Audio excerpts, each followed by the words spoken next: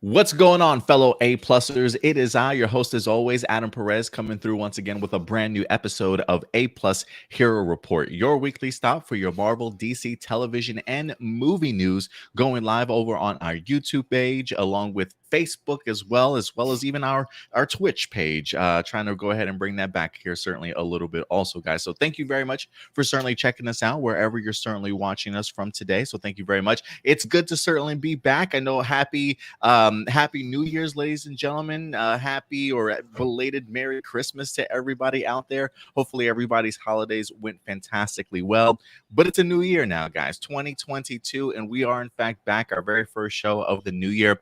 We don't have the full cast here today, but we definitely do have Mr. Stuart Branscombe in the house. What's going on, buddy? Hey, not much. How are you doing now after this wonderful holiday season? Sorry, I'm really tired. It's been great, man. It's been a great holiday so far, man. My family came down from Georgia. They came down on like the 20th of December, and they've been here ever since. I believe today is actually their last day. They're going home later on this evening. But just to have my family around from Georgia has been pretty fantastic, honestly. Everything going on with the baby and stuff like that, us having a newborn at home. My grandparents or my parents, Noah's grandparents, definitely wanted to go ahead and spend as much time with him as possible, so they definitely had a longer stay out here, because usually every Christmas I usually travel down to Georgia anyway for about a week or so. So the tides returned this time around, so it's actually pretty cool to have them back here in Texas. But Christmas was great. Pretty busy for us. Christmas Eve we had something to do. Christmas Day and that evening we wind up having things to do. New Year's was a little bit more relaxed for us. They wind up coming over to the house. Had a couple of drinks, some sparkling apple cider, so we can feel kind of fancy. No champagne on deck or anything like that, but a good little time. Me, the girlfriend, Noah, and both my parents. So pretty chill New Year's. It's been a minute since I spent a New Year's with my face in the toilet, not feeling too good. You know what I'm saying? It's been a minute. How about you, Stuart? What you been up to in these holidays? Oh man, I'm not allowed to get into too much details about New Year's, but it was a really fun New Year's Day that my friends and I had basically at this party. And technically, I'm not allowed to go into details about where the party was at. Because were you at a Fight Club? Were you in Vegas or something? It was more like it was at a store that was supposed to be closed. Oh, okay, yeah. Okay. Yeah, we won't get anybody in trouble on live streaming today. Don't worry about that. Yeah, but you had a good time though? But it was, oh my god, it was a great time. My Christmas was super really relaxing though. I got to spend it with most of my family. The unfortunate part though was that for my one of my older brothers, they unfortunately weren't able to make it because very last minute they had to take a COVID test, and they found out he found out he was positive. So really bummed about that, but got to is he feeling okay? The whole family was there. Yeah, he's feeling fine. From what I understand, symptoms aren't too bad for him, but we were still able to talk over Zoom like during Christmas. So it was a really nice, relaxing Christmas and really fun New Year's for me. That's cool. Yeah, with my brother being in Japan, we wind up FaceTiming him both for Christmas and for New Year's Day. So New Year's Day is actually his birthday. So he just turned 29. Oh, wow. We're 10 years apart. My birthday was just on the 30th, so I'm 39. And it's crazy. Like, I'm not even focused so much on 39 as I am the idea like, oh my God, this year I'm gonna be 40. That's kind of scary to me at this point. So yeah, crazy time, but fantastic holidays, man. And so I'm really glad that you and your family and friends have one too, Stuart. And hopefully Indy will be back here next weekend. We'll see. I know he ended up having to work today, but if anything, Indy definitely shouts everybody out and sends you all his holiday wishes as well. So I hope you guys have a fantastic New Year. Let's see here, man. Honorable mentions. You guys know how we do around here. If you're not used to A+ Hero Report, we usually will kick off with a couple honorable mentions, some topics that didn't quite necessarily make the cut, but we found it important to certainly bring to your guys' attention. And then after that, we're definitely going to go into our main topics. We got 6 main topics for you guys today. And then after that, as always, we will get into your live viewer questions. How do you submit a live viewer question? I'm glad you guys certainly asked. podcast, feel free to go ahead and submit them over at any time to aplusopinions@gmail.com. Again, that's aplusopinions@gmail.com. Whether you watch a movie, a television series, you read something on the internet, whether that's official news or rumor that you certainly want to go ahead and discuss with us, feel free to go ahead and submit them over at any time at aplusopinions@gmail.com. And then we'll definitely get to your guys' question at the end of the episode. And I think we have a couple of new viewers too, Stuart, that we got some questions from. Apparently our channel has been trending a little bit, so that's always good to hear that our channel is definitely being seen by other people now. But are you ready to get into some honorable mentions? I don't know if you have an honorable mention. It's been so this being our first show back, we took a little bit of a hiatus last week. Not sure if we got anything on deck in regards to honorable mentions. Do you, Stuart? Do you have anything? Yeah, I got a small thing. Sure, Nothing big to be too excited about yet because it's all just like small talk. But according to Dwayne Johnson, when he was working with Gal Gadot and Ryan Reynolds on that, I believe it was a heist movie, right? The one that's Red on Notice. Netflix. Yeah, Red Notice. That's it. So apparently, when he was working with them, the three of them all kind of have the same idea going on. They really want to do some sort of a Marvel DC crossover, and you have that on top of the fact that James Gunn himself has also been wanting to do something like that for a while. So it may not lead anywhere for a while, like at least for another 4 or 5, 6 years maybe. But it is cool kind of knowing that you got The Rock of all people who's really trying to pull something like this off. And I feel like if any celebrity out there has the star power to do so, it's definitely Dwayne Johnson. Yeah, he definitely has some leverage for sure. Heck, I would even say Ryan Reynolds probably has a little bit of leverage also in regards to pulling something like that off. I honestly do think that we'll see it someday, Stuart. I know it's probably a little bit more difficult nowadays. I remember as a kid just seeing the first iteration of Marvel versus DC that they wind up doing back in the 90s. I mean, that kind of blew my mind that they even sort of pulled it off to begin with.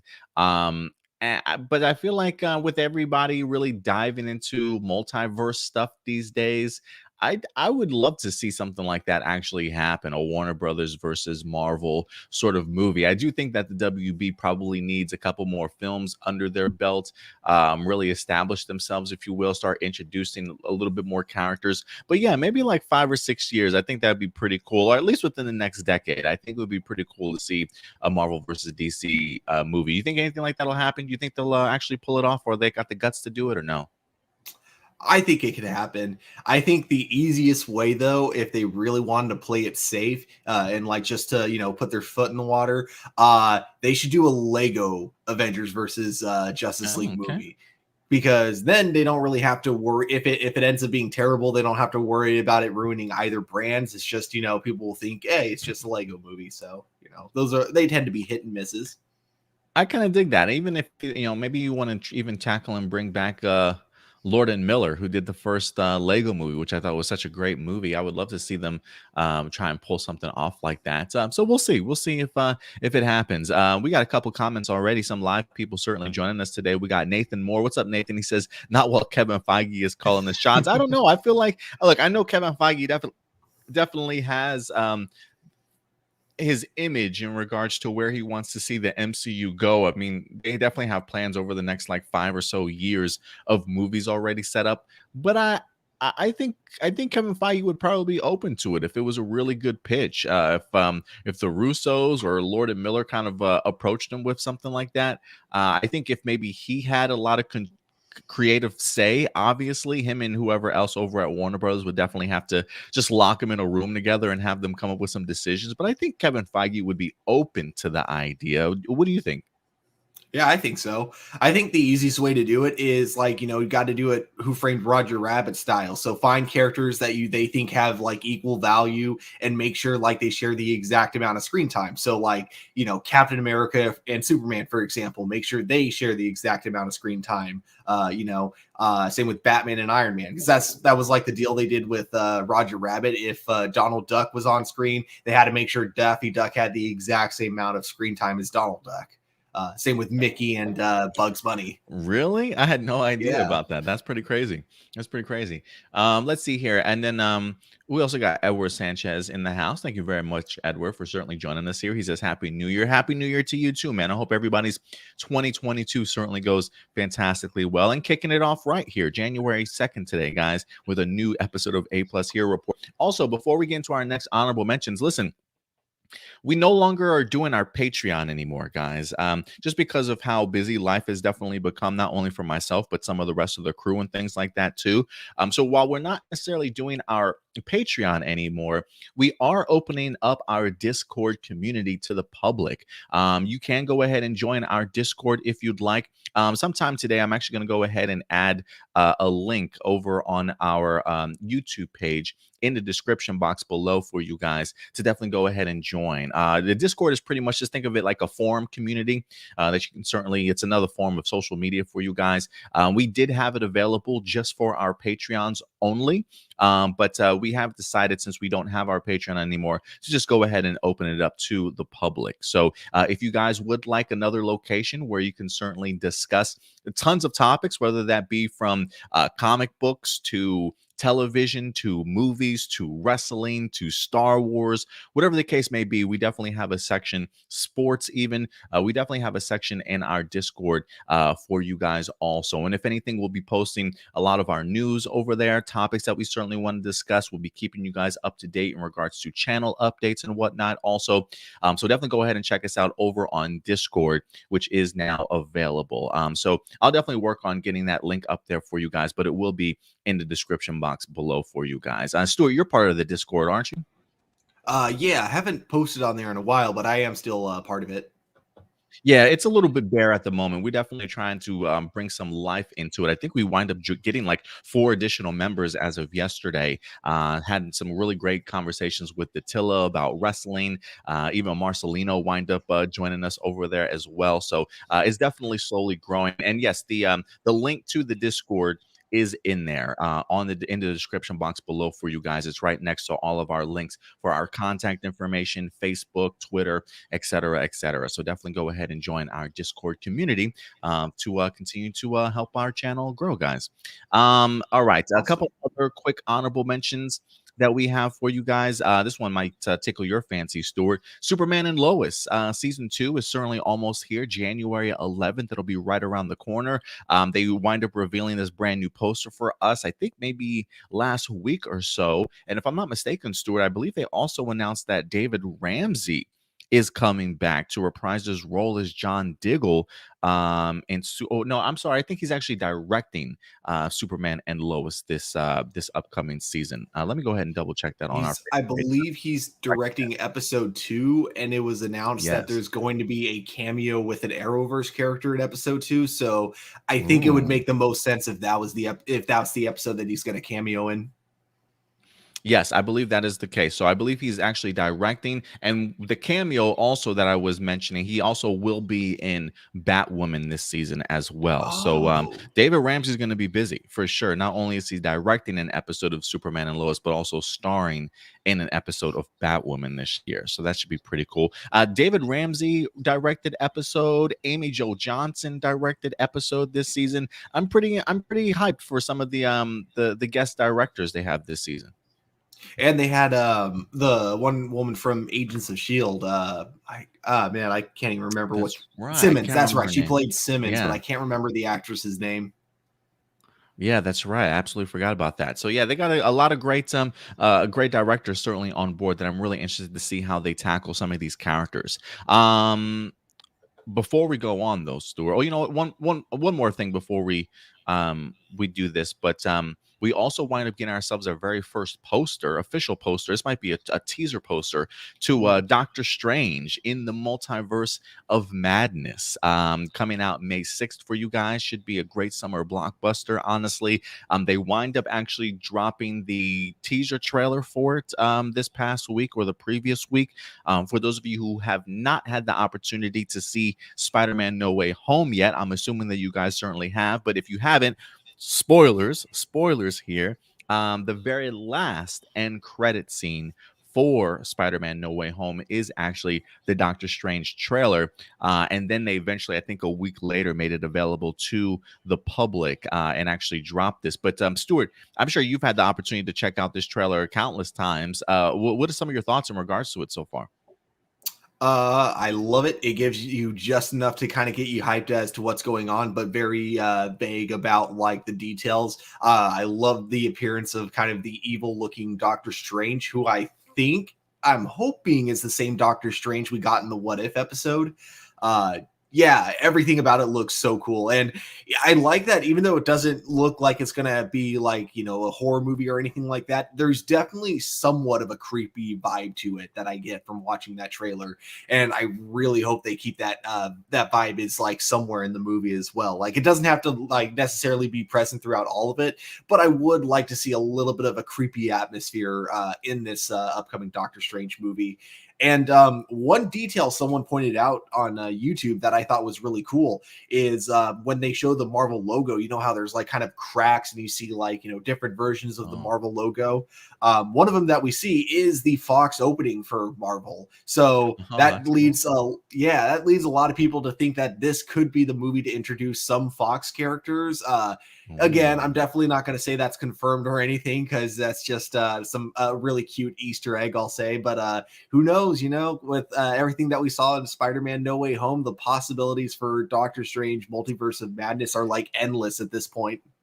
Yeah, man. Anything is possible these days. Never say no at this point. It's one of those things. I think they even came out with an article that said, one of the reasons Doctor Strange was having such late reshoots is that they are planning on adding additional cameos and Easter eggs, or maybe not Easter eggs, but definitely additional cameos to be in this particular movie. So, like any sort of last minute people they might want to sneak into this film before it actually wraps.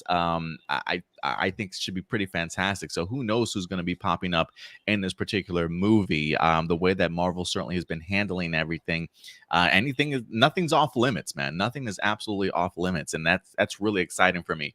I will say this: Sam Raimi's touch is all over this trailer. I absolutely do love the shift in tone. Definitely that darker and gritty, that sort of horror elements, if you will, definitely finding their way into this. And yeah, man, I will say this too when I first saw this trailer at the end of No Way Home, I got such Avengers vibes off of this. I'm not even kidding, because I think when I went and saw Captain America: The First Avenger, we stayed until the end wondering what that last post-credit scene, and it's a rarity now that Marvel will attach an actual full trailer to the end of it, but it gave me vibes of like a huge sort of event film that was certainly about to kind of take place, and it just reminded me of the first time I saw the Avengers trailer in theaters as an end credit scene. So this already has me super hyped for it. I was not expecting this at the end of No Way Home, but you're right, the evil version of him,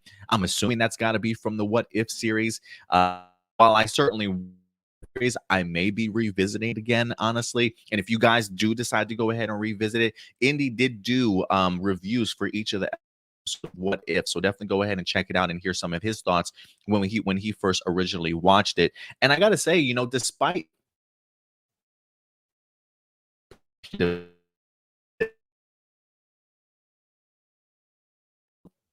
Elizabeth Olsen here, come back as which we can get the debut of America went ahead and showcased like one of the villains that we're going to be getting for this season, for this particular movie. Also, the fact that they showcased all of that in this particular trailer, I think some people would probably say, oh, they probably showed us too much, and maybe they did, but the fact that they were willing to show all of that in a teaser trailer just makes me think like what else is going to happen in this movie that we're like not even aware of at all. I think it's going to be pretty bombastic, man. I cannot wait to see what the movie's going to turn out to be. Yeah, I really hope they stick to marketing this movie like the way they did with Spider-Man No Way Home. Just if like the leaks and rumors get out there on the internet, cool, but at the same time we still don't want to see it in the trailer because we may we may know, for example, that Professor Xavier is going to have a cameo, but we don't know which Professor Xavier. and we don't know when, so don't show us in the trailer. Let us like discover it in the movie, and it can still be exciting. Obviously, that's not me saying he's going to be in the movie, because obviously I don't know, but that's just like a random example I could think of if that like gets leaked. So I think yeah, Marvel, their marketing worked really well for Spider-Man No Way Home, so I really hope they stick with it for Doctor Strange. And these days, I think the performance of just lying your way out of are you in this movie? No, I'm not in this movie. Like, it's just become so normal now that I think Mhm. everybody's just become privy to it. Like, everybody just knows the routine now. Like, if anybody asks you about a Marvel movie, nah, I got nothing to do with it, man. I don't know what's going on. Like, that's just the answer that everybody's gonna give. So people are always gonna speculate or have their expectation of who's in the movie, who's not.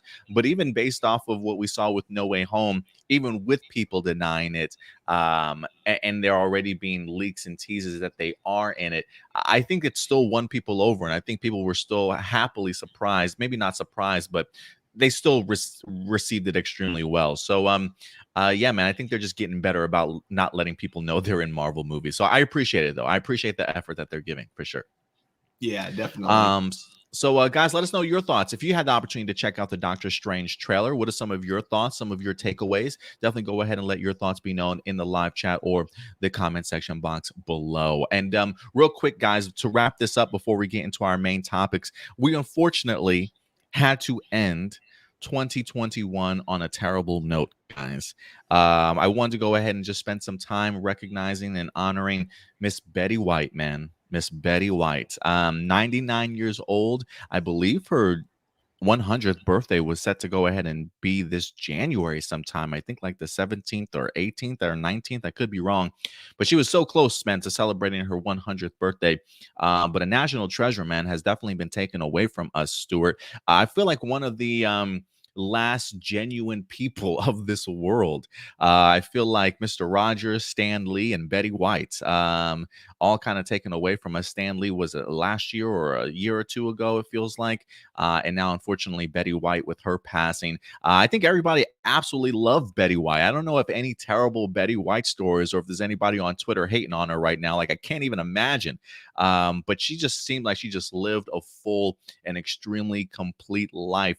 And I think that for me, at least, if there's any one takeaway that I feel like I've learned from Betty White, I've never seen her pissed off. You know, like, I've never seen her down and out. I mean, maybe she's had some struggles in her life, but I've always seen her extremely positive, extremely happy, extremely like always joking, just having the time of her life, man. And so for me, it definitely just shows, I guess, a different perspective that I think maybe we should all take and maybe lighten up a little bit and really kind of enjoy life for certainly what it is. Because her happiness and her laughter and her smiles have gotten her through 99 years, man. So I think that joy in her life definitely helped her, stay around for certainly as long as she certainly did. So, yeah, she's going to be missed, Stuart. Any thoughts about Betty White for you also?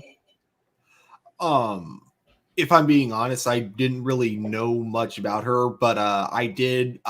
There were like commercial. There was one commercial though that I do particularly remember her in, and yeah, I think it's really cool. Like, her sense of humor was really great, because she was in that Snickers commercial. I don't know if you ever saw that one. Uh, but yeah, that always definitely Yeah, I did. every time I saw that commercial in particular, that always put a smile on my face. And yeah, just the good things that people have said about her. It is really great whenever you hear like someone who of that age, and that they've apparently not only they've lived like kind of that luxury celebrity life, but they were able to do so without becoming terrible people, which I get. The Hollywood lifestyle is really hard to not go down the dark path. So it's really cool when you see actors like her, and she's able to, stay positive throughout her whole life. And it's just, yeah, like you said, it's something that I feel like we can all like kind of learn from. Yeah, absolutely, man. Definitely a very great way and great approach to certainly living your life for sure. Yeah, I mean, I definitely grew up on Golden Girls back in the day for sure. I always loved her cameos. You know, for me, I want to say I probably watched The Proposal with Ryan Reynolds and Sandra Bullock maybe for like the first time like 6 or 7 years ago, and I absolutely love Betty White in that particular movie also. So, yeah, I definitely grew up with Betty White, especially growing up as a kid. pop culture and just culture in general throughout the years, and just how beloved she's by a ton of people. They even went ahead and this past week, I think they played like an episode when she hosted Saturday Night Live. I think they replayed that episode. I think it was maybe like 10 years ago or something like that. I can't remember how long ago it was.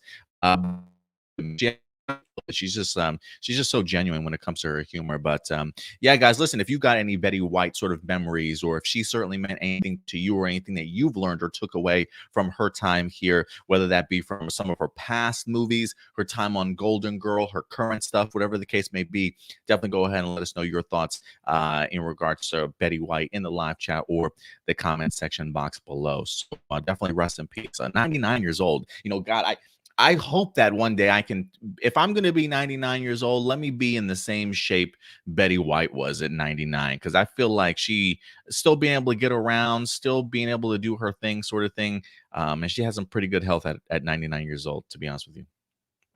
But yeah, guys, go ahead and let us know your thoughts. And with that, that will wrap up all of our honorable mentions for the day. And so now, Stuart, it's time to go ahead and tackle some main topics. You ready to go ahead and get into this with me, man? Always. We got 6 topics for you guys today. We got 2 DC, 2 Marvel, and then some television and movies for you guys. And then at the end, we're going to get into your live viewer questions. So let's start off with DC. The main story that definitely has got our thumbnail at the very front, as things are changing when it comes to the DCEU. We know we've got a huge movie in the Flash that's supposed to be coming this upcoming year for us, that's going to be diving into the multiverse. And we still do not know at this particular point in time what those particular effects are going to be on the overall cinematic universe. We're still certainly waiting to see that. But in the meantime, we might actually be getting some clues as DC and Warner Brothers continue to push forward with revealing brand new movies that they're going to be unleashing for us, as we've got ourselves not only a Static Shock movie coming, we also got a Blue Beetle movie that's coming, and also a Batgirl movie that's coming, ladies and gentlemen. We've been talking about Batgirl over the past couple of weeks as filming has officially begun. I believe the last time we talked about Batgirl, we talked about J.K. Simmons, who was set to go ahead and reprise his role as Commissioner Gordon from that of the Justice League movie. So he certainly will be back playing the father of Barbara Gordon, Batgirl, who's going to be played by Leslie Grace. But this week, guys, we wind up actually getting a little bit more of a wrinkle in the Batgirl movie to kind of let us know that maybe we don't fully know what we're going to be getting after all, and exactly what the future of the DCEU might hold. As this past week, Stuart, according to Screen Rant and a couple other big honorable sites and notable sites also, it seems as though Michael Keaton will in fact be reprising his role as Bruce Wayne / Batman from the Flash movie in the upcoming Batgirl film. Let's go ahead and dive into this story, because I found this actually pretty interesting. This is from Screen Rant, where it says WB says Michael Keaton is returning for another DCEU movie after The Flash. So if you guys were hoping that Michael Keaton would certainly stick around, he seemingly is going to be having a pretty big role to definitely play. It says the cast of the upcoming DC film Batgirl has been confirmed to include Michael Keaton, according to a new press release from Warner Brothers. Batgirl, which is currently filming in Scotland, will follow the adventures of Barbara Gordon, played by Leslie Grace, the daughter of Commissioner Gordon, J.K. Simmons, reprising his role from Justice League, who takes on the mantle of Batgirl. The film also features Brendan Fraser as the villain Firefly and Jacob Scipio as an as yet unspecified role. The film does not currently have a release date set, but it is expected late 2022 or early 2023. Michael Keaton has already been set to make a DCEU, which will feature both him and Ben Affleck. Recently, he hasn't shied away from playing comic book characters who aren't Cape Crusaders. In addition, he was in Birdman. He also popped up as the Vulture in Spider-Man No Way Home, or excuse me, Spider-Man Homecoming, and he will be in that role in the upcoming Morbius.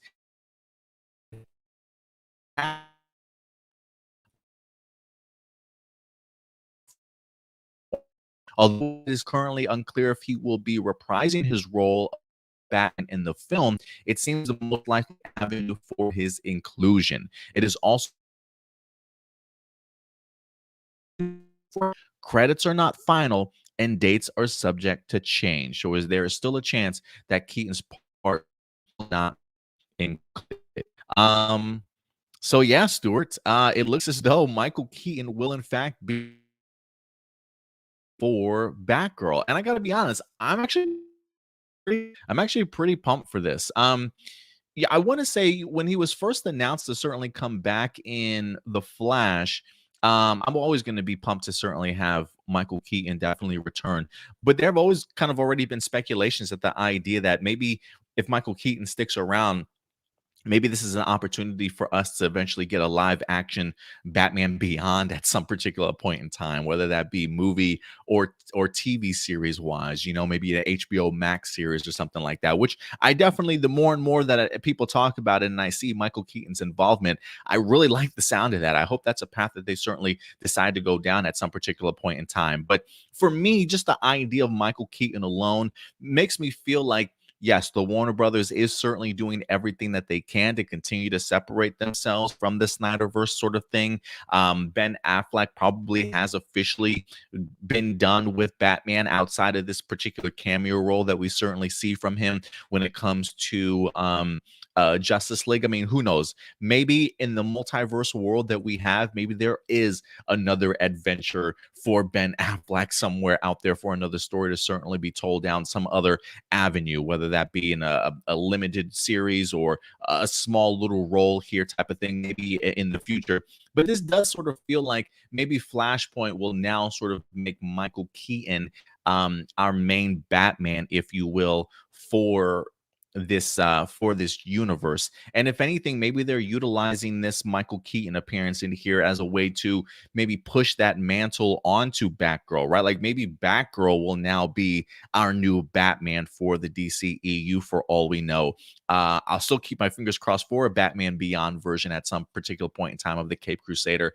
But I think this is probably a way for them to kind of a passing of the torch, if you will, but also just to kind of make the concept and the idea of the multiverse just even that much more fascinating. Like for me, when I think about this, like just because of the fact that J.K. Simmons is coming back as Commissioner Gordon, this does feel like a continuation from what we've gotten from Justice League. Maybe not necessarily the direction that Snyder had envisioned, but maybe they're keeping that sort of intact, and Warner Brothers is just pushing it forward in a completely new direction. So I still feel like this is all taking place within that DCE universe, not something multiversal. But I do think maybe this is us seeing the ramifications of what happens in the Flash movie now being a more permanent fixture in the DCEU, certainly going forward. So I will say this, man, star power for Batgirl continues to grow, right? I think if we were concerned about the idea of Leslie Grace, who doesn't really have too many things under her belt, right? Into the Heights was her very first movie she ever did. This is going to be her second movie. If we were worried about the idea, can Leslie Grace carry a film? I don't necessarily know if we have to worry about that so much anymore when we've got a J.K. Simmons, a Brendan Fraser, and now Michael Keaton to go ahead and support her through this particular movie. So let me ask you, Stuart, do you think that this is going to be, you know, I'm assuming we'll probably see Michael Keaton in the cape and cowl at some particular point in time in Batgirl, but do you feel this is more of a passing of the torch where Batgirl will now be that Batman of this particular universe, or do you think there's still a possibility for them to explore something like a Batman Beyond? That's just my personal question, but what do you take in general from this article, Stuart? I think, if we got Michael Keaton coming back as Batman, more than likely that means he's going to be a somewhat seasoned Batman. So, my assumption is that with that, he probably just doesn't have time to do anything in Gotham anymore because he's busy with the Justice League or doing other things. So I think it's just because his world has gotten so much bigger, his focus on Gotham has gone away, and that's what's going to lead to him passing the torch to Batgirl. So I don't necessarily think he's going to be retired as Batman, but he is going to need someone looking over Gotham while he's busy trying to help the Justice League constantly save the world. That's how I think they're going to go with it. But I also think that it's a because of how the article kind of words it, like it's a very small appearance that could easily be taken out in the final cut of the movie. I do think it's really going to depend on how well the Flashpoint movie does. If people really like Michael Keaton's Batman in that movie, they're going to probably, like we kind of predicted, kind of keep him as the new DCEU Batman. But if it's like if the movie underperforms, people don't really like it that much, they might just kind of go back on that and have it be like just a Batgirl movie without Michael Keaton. They might, because again, it would be pretty easy to trim it down if it's only for a small appearance. It'd be pretty easy to take it out of the movie. But yeah, I think it's all going to depend on Flash's success. Yeah, no, I definitely get you there. It's not a release does that. It certainly can change at any particular point in time. But I am hoping that if anything, he does have a significant role in this particular movie. I would love to continue to see his involvement, but you're right. Maybe it does have a lot to do with how things go with the Flash. But I almost feel like maybe Michael Keaton's appearance, I don't want to say is set in stone in here, but I feel like it's probably, I'm hoping that it's a part of a significant portion of the script itself. So maybe they can kind of rely on him a little bit when it comes to this movie. Because I would love to see this. I like, for me, one, I would love to see just the interaction between Michael Keaton and J.K. Simmons. Like, wait, you're not quite the commissioner that I remember, right? Like, just the idea of just what their past relationship has been like in the past Batman movies, to kind of see a new commissioner and Bruce Wayne sort of connection would be pretty interesting to me, honestly. So and then even just get an opportunity to see what Commissioner Gordon's thoughts might be on there being like a new Batman in town, or him not being quite what he sort of remembers. I am kind of curious to see how they're going to play it off, or is it like with things that happen in the multiverse when it comes to the Flash? Is this just the new norm and they're already kind of accustomed to one another? So I am going to be interested to see exactly how big of a role Michael Keaton certainly plays. And I do think this is ramifications. I mean, we've talked about this before, Stuart, right? That things are really up in the air in regards to how the DCEU is going to look. That similar to what they talked about when it came to Crisis on Infinite Earths for the CW, right? Like this is a new status quo for you guys. So if there are any significant changes in characters, story arcs that you want to do, I do think that maybe the Flash is setting that up for the DCEU, whereas this is your new status quo. If there are changes you guys want to make, people that you want to now put into different places, this is your opportunity to definitely do that. And so I'm thinking this is this is all where all the changes are certainly going to be happening, and the Batgirl is probably just that first experience, but I'm expecting a lot more to certainly happen too. Yeah. I guess like one last thought I kind of have on all this though is that if they are kind of going through with this and full on rebooting like the DCEU through the Flashpoint movie, like in order to make whatever changes they want, I do think that Warner Brothers should just go ahead and let Zack Snyder do part 2 of his Justice League movie then. That way, you can at least have that universe wrapped up while, introducing fans to this new universe. Because I think like what a lot of people are disappointed about is that, there's still like kind of cliffhangers, things left open in Zack Snyder's universe that I'm sure they would love to have closure on. So I think it'd be kind of a good way for DC to kind of have its cake and eat it too. Let them have closure on Zack Snyder's Justice League and then continue the DC universe now with your new direction that you want to go with Michael Keaton's Batman and whatever other kind of actors and new versions of these characters we're going to see in the future. I mean, I personally wouldn't mind that, but I feel like completely done with that at that time.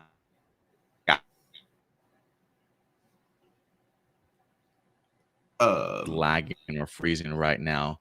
But yeah, my internet's being a little bit slow today. So I apologize if we do or anything like that.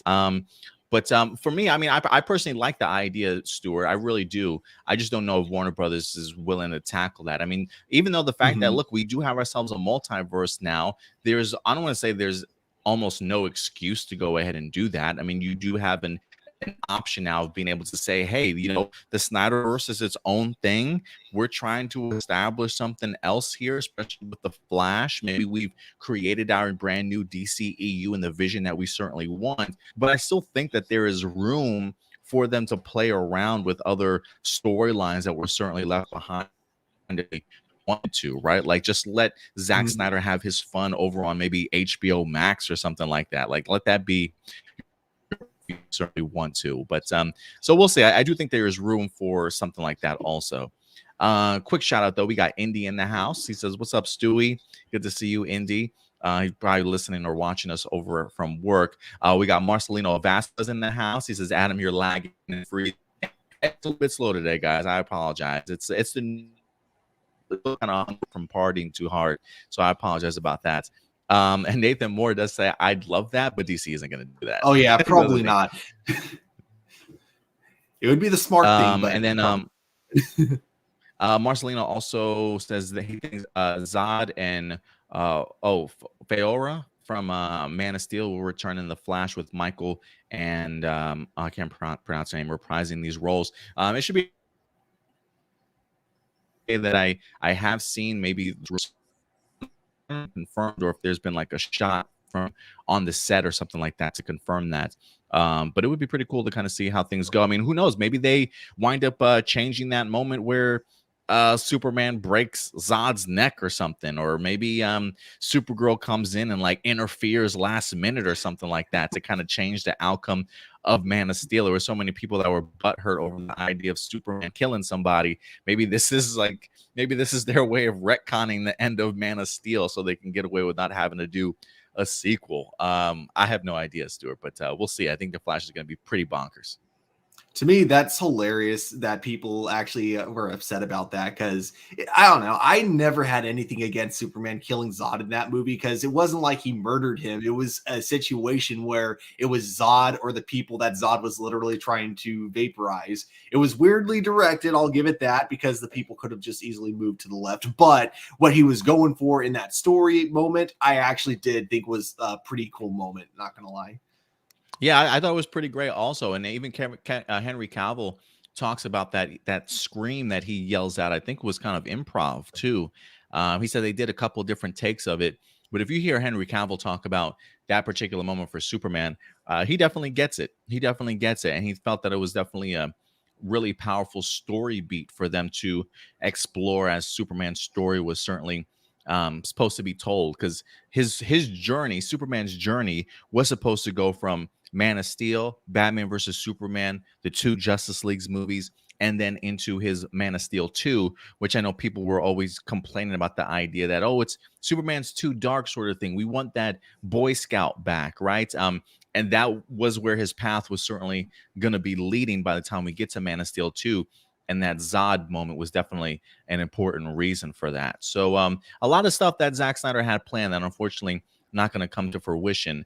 But I'm keeping my fingers crossed that Man of Steel 2 certainly does still happen. I mean, I just don't. Why has Henry Cavill not come back, Stuart? Like, it blows my mind when you've got one of the more popular actors of this generation who continues to like pick up new projects after new projects that continue to be rather successful. You've got the man specifically saying he wants to play Superman again. The idea of not finding something for him blows my mind that they haven't pulled the trigger on it as of yet. I think it's a really terrible move, because even if people weren't the biggest fan of Justice League or what Zack Snyder was doing, I don't think that's anything against Henry Cavill as Superman. I think people love this man as Superman, and I wonder if Warner Brothers is unfortunately a little bit too blind in that regards to seeing their idea of not wanting to do anything Snyder related, missing out on a fantastic opportunity here, man. I have no idea, but changes are coming. Changes are coming. It seems as though with Michael Keaton possibly joining this Batgirl movie, maybe this is Ben Affleck's way out officially after The Flash. And who knows what the story will hold for Henry Cavill, but we'll definitely see, man. We'll definitely see. Yeah. But are you excited in general for Michael Keaton coming back? Yeah, definitely. Like I said, he's still my personal favorite Batman. Like I'll say this: if Ben Affleck had been given his own Batman movie, my mind could have changed. But as of now, Michael Keaton's still my favorite live action Batman. I get you. Well, guys, let us know your thoughts. Michael Keaton coming back to reprise his role as Bruce Wayne, possibly showing up as Batman in the Batgirl movie. Are you pumped for this? So what do you think this means for the direction of the DCEU? Definitely go ahead and let us know your thoughts in the live chat or the comment section box below, guys. And with that, Stuart, we will go ahead and move on to our next topic. And we'll keep it in the realm of DC. This time, more DC television for you guys. Unfortunately, a farewell to a DC television show in the form of Supergirl. I was a bit to see that series go. Believe it or not, I have still not watched season for season 6 of Supergirl. I think internally there's a part of me that just does not want to let it go, to let these characters live on in my mind the way that I have always looked at them as, and have not had to want to say farewell. I will get to it. I will get to it though. But unfortunately, I have not watched the season finale yet. But one of the things that I was interested in when it comes to just the idea of why a proper Legion of Superheroes television series spinoff. We got other spinoffs from other television series, but I always felt with Supergirl, they lined it up perfectly with all the characters they introduced, a ton of story that I think a lot of these characters still certainly have left to definitely tell. I even made a video in regards to it, right? The idea that Warner Brothers decided to do, a painkiller, or at least we're thinking about doing a painkiller series, decided to go Powerpuff Girls instead, and all these other spinoffs that they're certainly doing. I definitely made a video trying to explain why we need ourselves a Legion of Superheroes television series. And while we may not necessarily be getting a live action television series, Stuart, believe it or not, it definitely is on the plans of Warner Brothers, but this time in animated form. Now, let's go ahead and dive into this, Stuart. I thought this was actually pretty interesting. Now, again, not quite how I envisioned it, but considering who the creative team is certainly going to be, I'm probably going to be on board with this, man. Now, this actually comes to us from Collider.com. It says Legion of Superheroes adult animated show being developed by Brian Bendis for HBO Max. For those of you who are big comic book writers, Brian Michael Bendis is huge when it comes to comic books, having created a bunch of great reboots for a lot of comic book series, some really impactful storylines, has a real knack for great dialogue, and really having these characters attach themselves to our current day climate and society that we have. So it says HBO Max will expand its original DC productions with an adult animated show of Legion of Superhero developed by comic book writer Brian Bendis. In his latest newsletter, Bendis revealed he has been discussing the project with HBO Max for a while, and that the development of the animated series has already started. It says, so miracle of miracles. This is what Brian wrote in his newsletter. He says, HBO then asked what else I want to do and if there's any DC properties I thought would make an interesting show. I may have yelled the word Legion louder than you want in a normal adult person business meeting. So yeah, the headline today is HBO Max has put me to work on a Legion of Superheroes TV show. At the moment, it is being developed as an adult animated show. Can I tell you, I am jumping up and down about this. I've been working on it for a while, and last week I was sent to the next phase. He says, Bendis warns the project is still in early stages of development and that animation takes a long time. So we may not hear anything about this for a while, as I'm just getting to work on it over the break. He does say, however, the writer is excited to share news and can already confirm the animated series will adapt the stories he has been working on for DC Comics in the last couple of years. Bendis says, facts. It's very early goings, but I can tell you it will be an adaptation of the Legion of Superheroes that Ryan Sook and I have been working on the last few years. And just like that series on sale now, it will harken back to so many classics while at the same time doing what Legion does, pushing all the ideas of superheroes forward in every direction. So no release window as of yet for Bendis's Legion of Superheroes adult animated show. It seems as though he is going to be writing on it and working on it, and it looks like it's been set to its next phase. So it sounds like it's going to be quite some time, Stuart, before this actually happens, but it definitely is happening for sure. Let me ask you, What are your thoughts in regards to hearing what Brian has to say about this? And do you think something like an adult animated show is definitely the way to go, or were you hoping for something more live action? What are your thoughts, man? Obviously, even though I've always wanted I've really wanted a live action Legion of Superheroes show for kind of like the Arrowverse, I kind of knew realistically that was very unlikely to happen because, I mean, even with Legends of Tomorrow, it's a show that is really expensive to do. And that show, doesn't just focus on the future, it focuses on like, multiple time periods, which are theoretically easier to film. So my thought is if like, that show is considered really expensive, a Legion of Superhero show, which is only in the future, would probably be a little bit out of the CW's budget. So I think animation form makes the most sense. And I think introducing them now in an animated series is the perfect time because now we got them introduced in Young Justice, which I still haven't like finished the most recent season yet. So I really need to get on that. But with them with them being introduced in Young Justice, whether or not it ends up being like a spinoff of that like particular version of the characters, it is still a cool way to get fans introduced to them early on. And yeah, I think its home on HBO Max will probably be perfect for it. Yeah, I'm overall really excited for this. Again, I would have preferred a live action show, but I get that realistically, that probably wasn't going to happen unless it was a full on HBO Max show. But with this being animated, I still think there's a lot of potential in it. So I definitely look forward to it. Yeah, I definitely will agree with you there.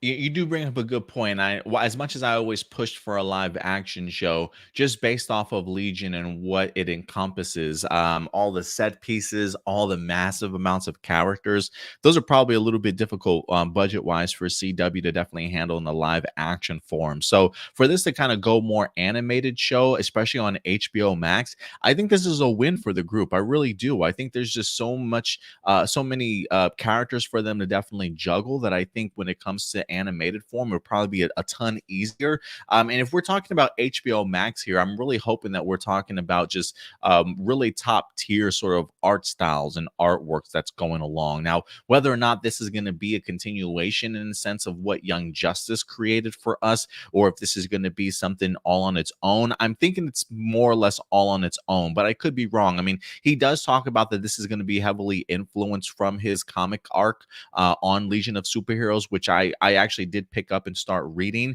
I've always been really fascinated with Legion of Superheroes. Like I don't want to say I have a love hate. It's more like an on off relationship with Legion. Just depending on who the creative team is of the comic book series, I certainly might pick it up and read a few of its arcs, sort of thing.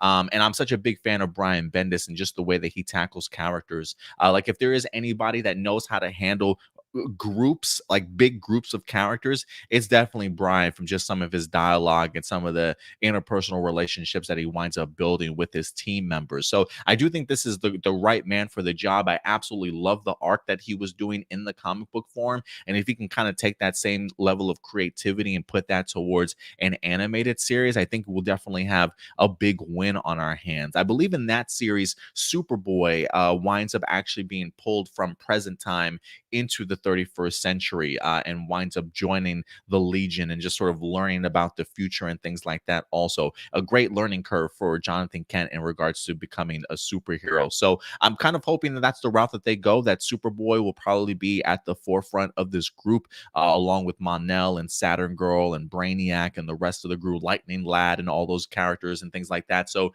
this should be fun. I think this is definitely going to be a win. And again, while it's definitely going to take some time, very early development, I'm hoping they can match the art style with that of how great the art, or the writing, I should say, for this animated series will definitely be. So I'm expecting them to tackle some pretty heavy concepts, especially with them being in the 31st century and some of these characters maybe already knowing how the past has sort of already unfolded. So I think we could be able to get some really interesting storylines going forward. But I think this is a win for sure. Something that'd be also pretty cool is if they wanted to bring back some of the voice or some of the actors from Supergirl to reprise their roles like in voice form. That'd be pretty cool. Oh, you're muted. That would be pretty cool too, man. I would be completely on board with that. Because one of those things, like actors need jobs, man. They definitely do, and especially with Supergirl ending.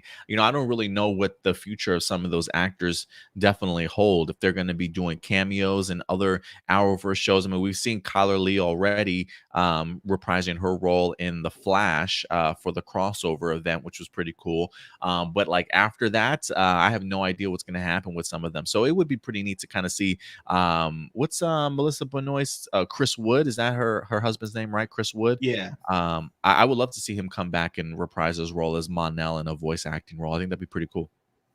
Yeah, definitely. And also it's like especially with Brainiac, because I feel like his actor has like the perfect voice for animation. Uh-huh. Yeah. Jesse definitely does. I would love to see that too. And yeah, just the idea of animated form again, while I was pushing live action, just seeing especially really heavy stuff on Netflix in regards to what they've been doing animation wise. When it comes to streaming services, I really do think HBO Max, and especially with their track record for animated films, I definitely got to think that this is certainly going to be in good hands, certainly going forward. But guys, let us know your thoughts. Are you fans of the Legion of Superhero team over on DC? What do you think about the idea of them getting an adult animated show for HBO Max? Once we get more details, as development continues on this, we'll definitely go ahead and let you know. But very much in early development as of right now. When do you think this will drop? If you had to guesstimate, Stuart, how long do you think before we actually get like our first look at this? Late 2023, early 2024. Okay. I was gonna go more late 2024, early 2025, but I could be Oh, wrong. I okay. could be wrong. We'll see. We'll see what type of animation they're doing. But yeah, guys, let us know your thoughts in the live chat or the comment section box below. And with that, Stuart, we will go ahead and move on to our next topic as we dive into the world of Marvel, ladies and gentlemen. And Spider-Man No Way Home continues to kick ass over at the box office and take names or cure that ass at this point in time. But it's been doing box office numbers, man. It's been really crushing it. I want to say this past week we wind up actually getting an announcement, I think on Christmas, that Spider-Man No Way Home has officially crossed the $1 billion mark, ladies and gentlemen, along with international box office worldwide. This movie's already past $1 billion. Let me see if I can actually bring it up on Box Office Mojo to give you guys, because that was at Christmas time. So let's see exactly where this movie's at right now. Worldwide, the movie is at $1,217,000,000, Stuart. So it's continuing to making buku bucks right now. I believe it's nearly past $600 million domestically. Box Office Mojo right now has it still sitting at $572 million. So it's inching, if not already past that $60 million, excuse me, that $600 million mark domestically. But worldwide, this movie has already made $1.2 billion. So yeah, Spider-Man No Way Home is not playing around whatsoever. And for good reason. How many times have you seen the movie, Stuart? I've seen it. I guess I've seen it like 3 times, but like technically, I've watched the first third of the movie probably 7, 8, or 9 times. Goodness. Just because of my job, because like basically at my new job, I deliver food into the movie theaters themselves. So Oh, I'm so you always kind see of it. yeah. So I'm constantly going in and out. Probably the biggest highlight of it is that like.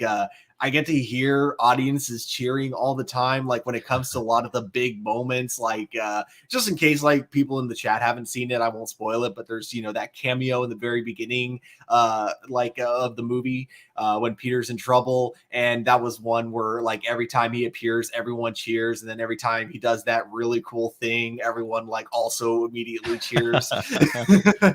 So it's always like it's so cool going into the theater and hearing people cheering. And with that, it's not a surprise to me at all that this movie is making over $1 billion, because usually that's only for the first opening weekend, and then the next people that go into the movie just stop caring. That hasn't happened yet with Spider-Man. Like you still can hear people cheering like in the hallways, like when like all these really cool moments happen, whether it be cameos or whether it be like just really fantastic like action scenes. Yeah, I was gonna say, if anything, I've seen this movie twice so far, and even seeing it the second time, it still hits me. Like even the great moments still give me goosebumps, and I think that says something in regards to how great this movie certainly is. It's funny to me when me and Indy did do the spoiler review, and spoilers, guys, spoilers if you haven't seen No Way Home. I gotta imagine you guys have seen No Way Home now. I mean, it's been like 2 weeks now, if not a little bit longer than that. Um, but when we talked about it, I had only seen the movie one time, but I came back and actually watched it this past week with my parents and the girlfriend. We went this time. And I got to tell you, man, the scene where it's at the final battle when they're talking amongst each other, when we got all three Spideys talking with each other, and they finally come to figuring out like what the game plan is going to be. And they're like, all right, Spider One, Peter 1, Peter 2, and I'm Peter 3. And then they run off the scaffolding and they start swinging, and they're cheering as they're swinging and stuff. Man, it gave me such damn goosebumps. And then to see everybody like landing and stuff in their Spider-Man pose, like I need that as a wallpaper shot on my laptop. Like I really do need that. It gave me chills just to kind of see all of them coming together for the first time. I mean, it's something that, one, as a kid, you never thought it would happen.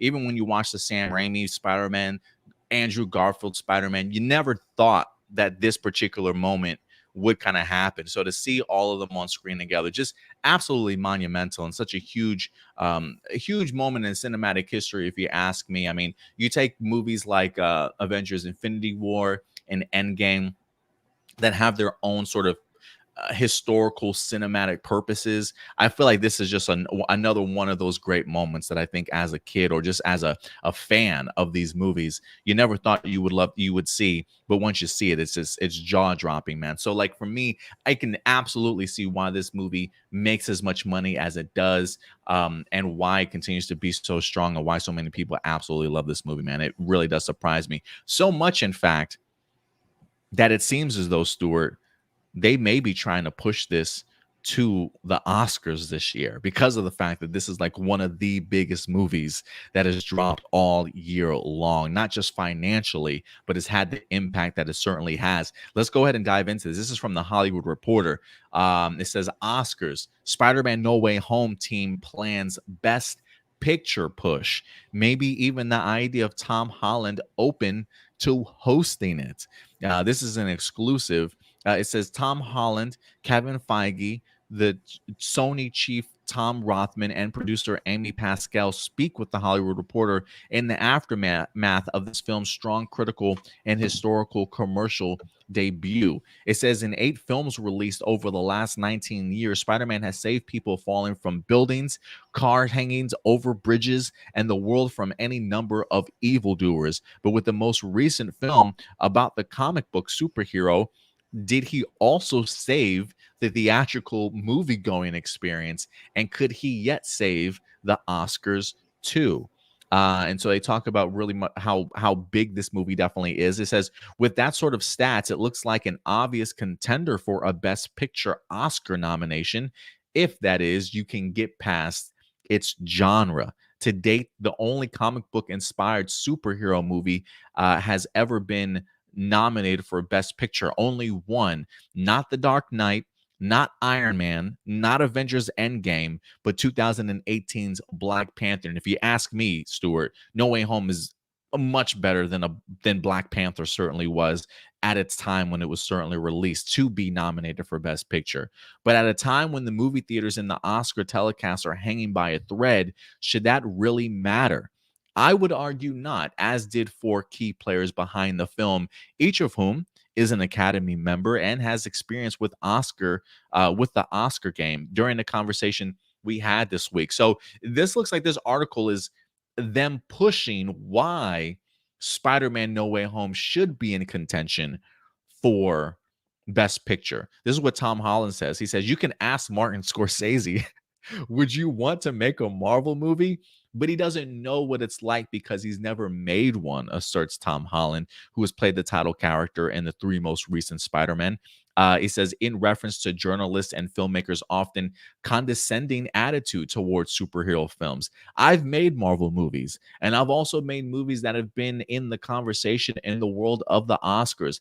And the only difference, really, is one is much more expensive than the other. But the way I break down the character, the way the director etches out the arc of the story and the characters, it's all the same, just done on a different scale. So I do think they're real art. He says, when you're making these movies, you know that good or bad, millions of people will see them. Whereas when you're making a small indie film, if it's not a very good one, no one will watch it. So it comes from different levels of pressure. I mean, you can ask Benedict Cumberbatch, Robert Downey Jr., or Scarlett Johansson, people who have made those kind of movies that are Oscar worthy and also made superhero movies, and they will tell you they're the same, just on a different scale. And they're less spandex in Oscar movies.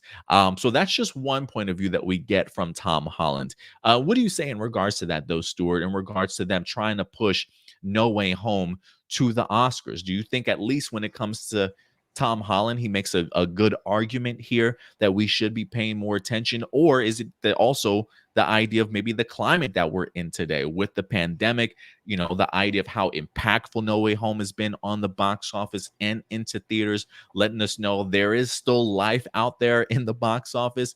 What are you thinking in regards to what they're saying here?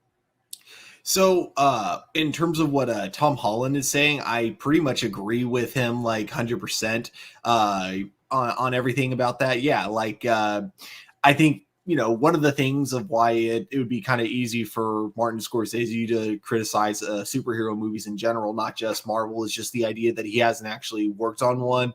And just the idea that, yeah, it really is the same as working on any other movie, just like this is one that gets a lot of money. And therefore, with that money, they tend to spend it to make it look a lot more aesthetically pleasing in post-production rather than like taking the time to do it, pre-production, like or I guess kind of with Eternals they did it that way, but with like a lot of other Marvel movies is like all kind of like the really great shots are kind of done, with post-production enhancements. But other than that, there's no reason that like superhero genre should just be kind of like its own thing and separate from like, what they would call like real movies, because superhero movies at this point have gotten so diverse and so different each one that I feel like they should all be able to stand out on their own, including Spider-Man No Way Home.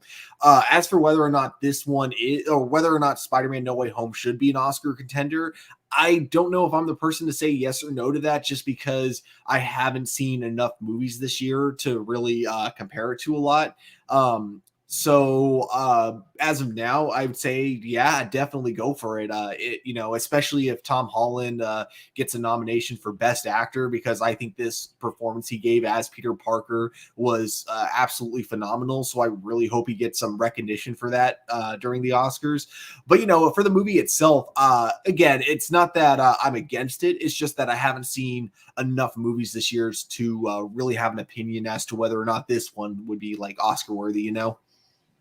No, I totally get what you're saying there for sure. Nathan in the chat, he says, I'd be shocked if this film was nominated, though. I just wanted to validate. I get wanting to validate these films, but come on, this isn't Oscar worthy, and I don't even care for awards at all. I will say this, for me, especially with No Way Home, for me at least, like I was really surprised as to how emotional I was, how Mhm. heartfelt a lot of this story was, the impact that this movie has on a character like Peter Parker. There is a lot of nostalgic factor that certainly goes into it, right?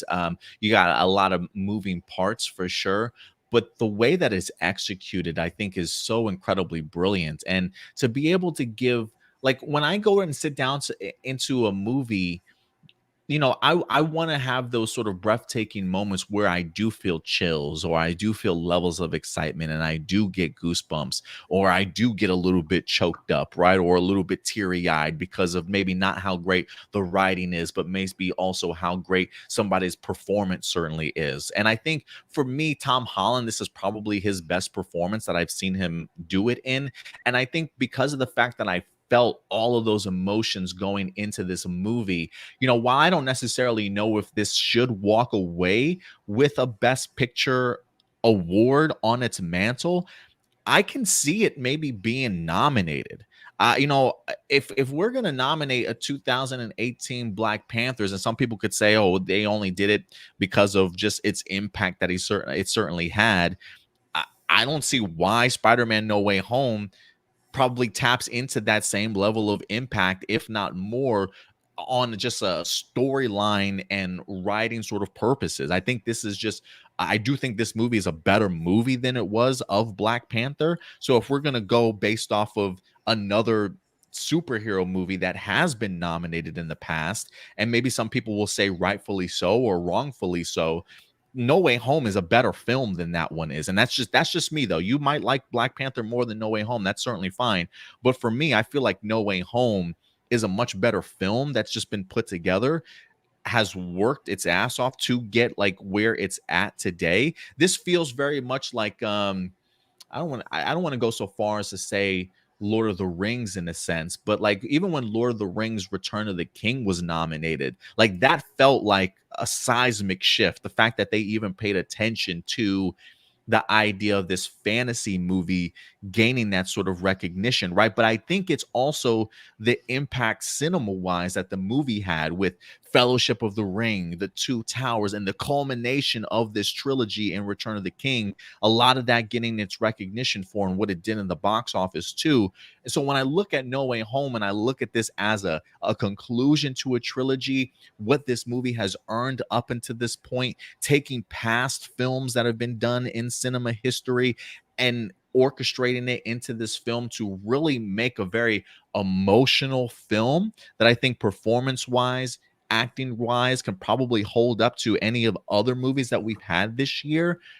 I don't see why it shouldn't be nominated at least, right? Like even if it may doesn't walk away with it, I think this movie was compelling enough to at least warrant some sort of nomination. And some people will say, look, maybe box office numbers don't really matter, right? We know that when it comes to the Oscars, there's some movies out there that nobody has even seen that get nominated. And that's certainly more than fine. I think that's the way that it certainly should be. It shouldn't necessarily be affected just based off of box office, but I also think impact is important. The feeling that you get when you sit down and watch a movie, I think all of that really should go into what overall makes for a really great picture. So there's that all. I'm hoping it does it.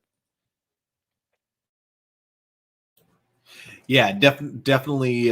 Yeah, definitely hope like for the best for this one. But again, I wouldn't be like disappointed if it didn't. And it all kind of comes down to just the amount of movies I haven't seen this year. But actually, one thing I will probably try to do is as soon as the Oscars get announced or the nominations get announced, I am going to try to binge all the ones being nominated. That way, I feel like then I can actually have like a full on opinion on whether or not I think Spider-Man is worthy of being up with these films or not. Or, it might actually make me even more pissed off if like, I watch them all, Spider-Man isn't one of them and they all turn out to be terrible.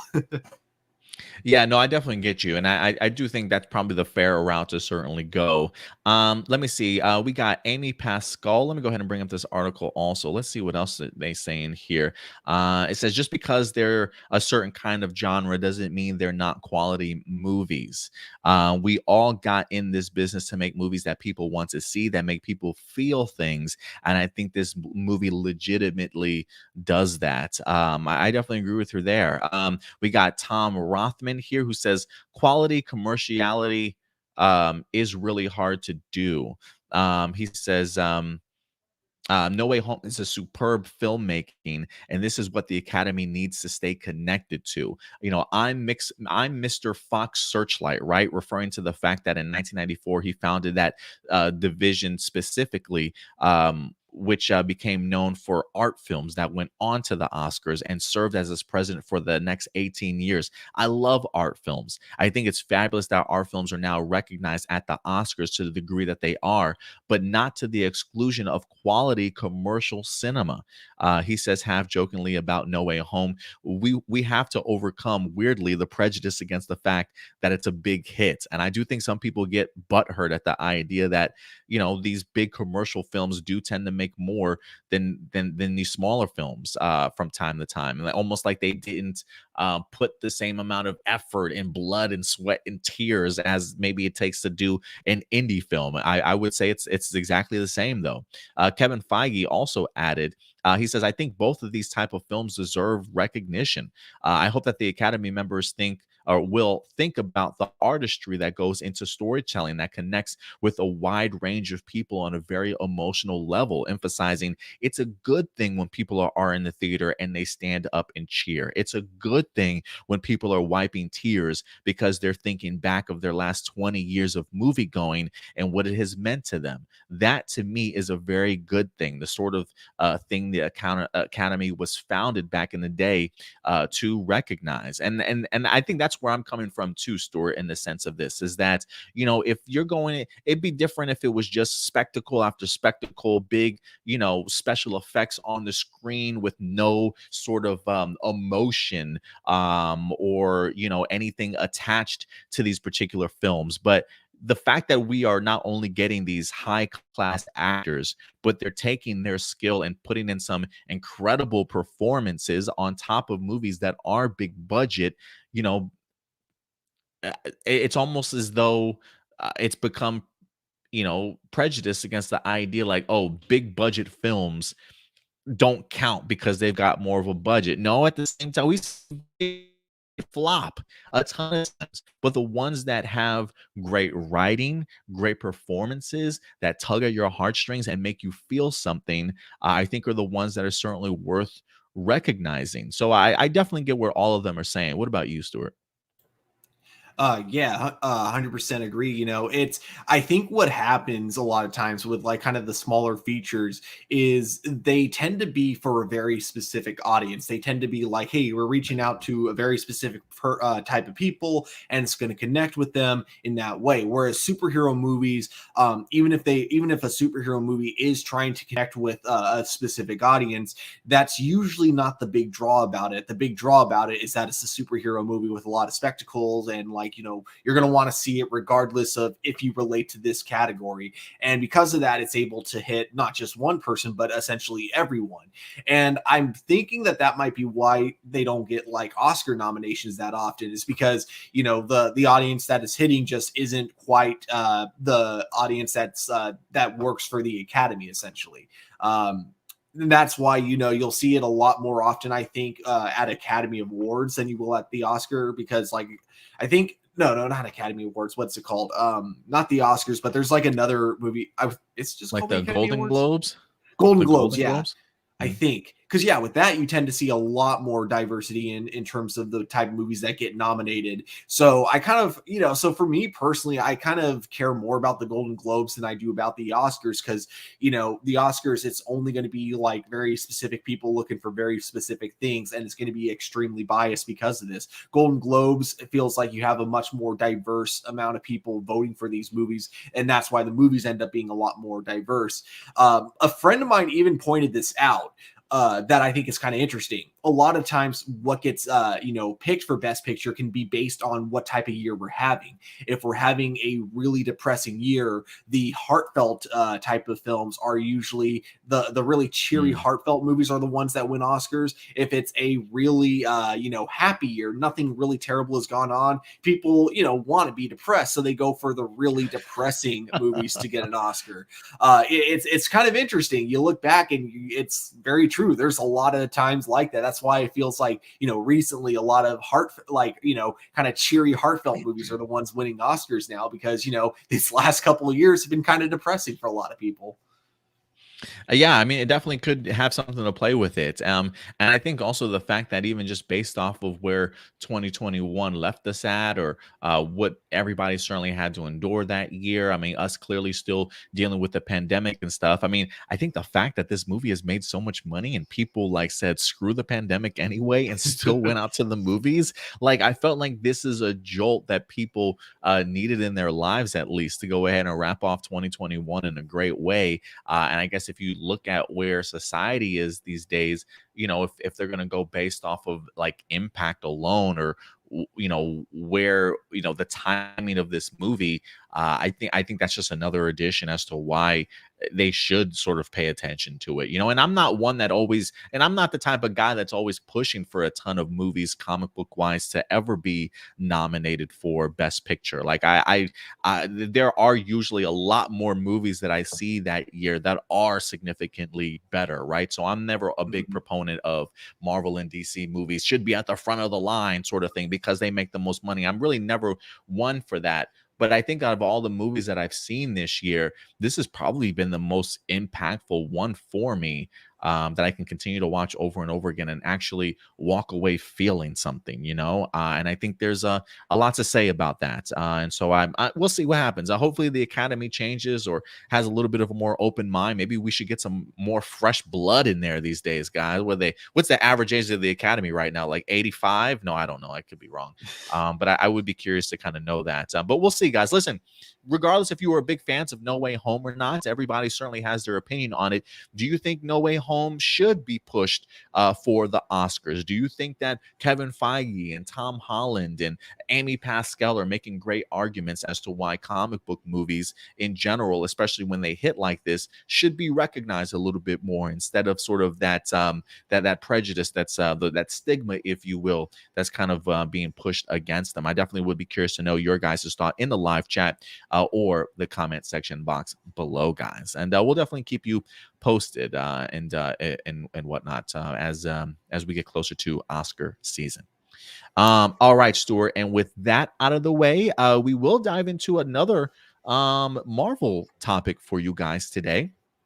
Um, this one in the world of the Disney Plus Marvel television series, ladies and gentlemen. As if you did watch Spider-Man No Way Home, you will be very aware that when it comes to the idea of Netflix Marvel television shows, some of these characters are definitely returning, ladies and gentlemen. As we did get, and again, spoiler alert for No Way Home. The amazing Charlie Cox winds up actually reprising his role as Matt Murdock. Not in his necessarily Daredevil outfit, but he certainly does, in fact, return as Peter Parker's lawyer in here. So our very first glimpse, if you will, or maybe second glimpse, if you based off of the timeline, that our Netflix series, or at least some of these characters, will in fact be returning. But it's not just Charlie Cox from Daredevil that certainly is back. Oh, no, ladies and gentlemen.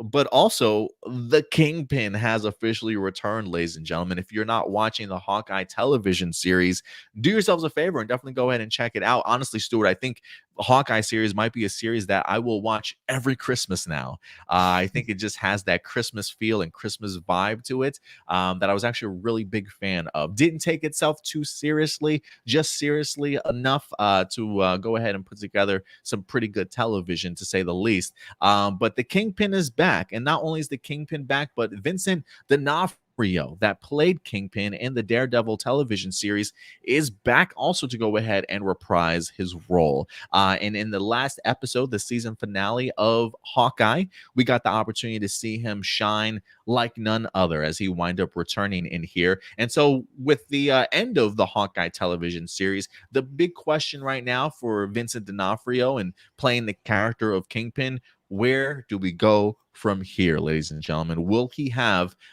continued impact on MCU going forward, and in what capacity? Let's go ahead and dive into this and see what Vincent certainly has to say, Stuart. This one comes to us from Collider.com.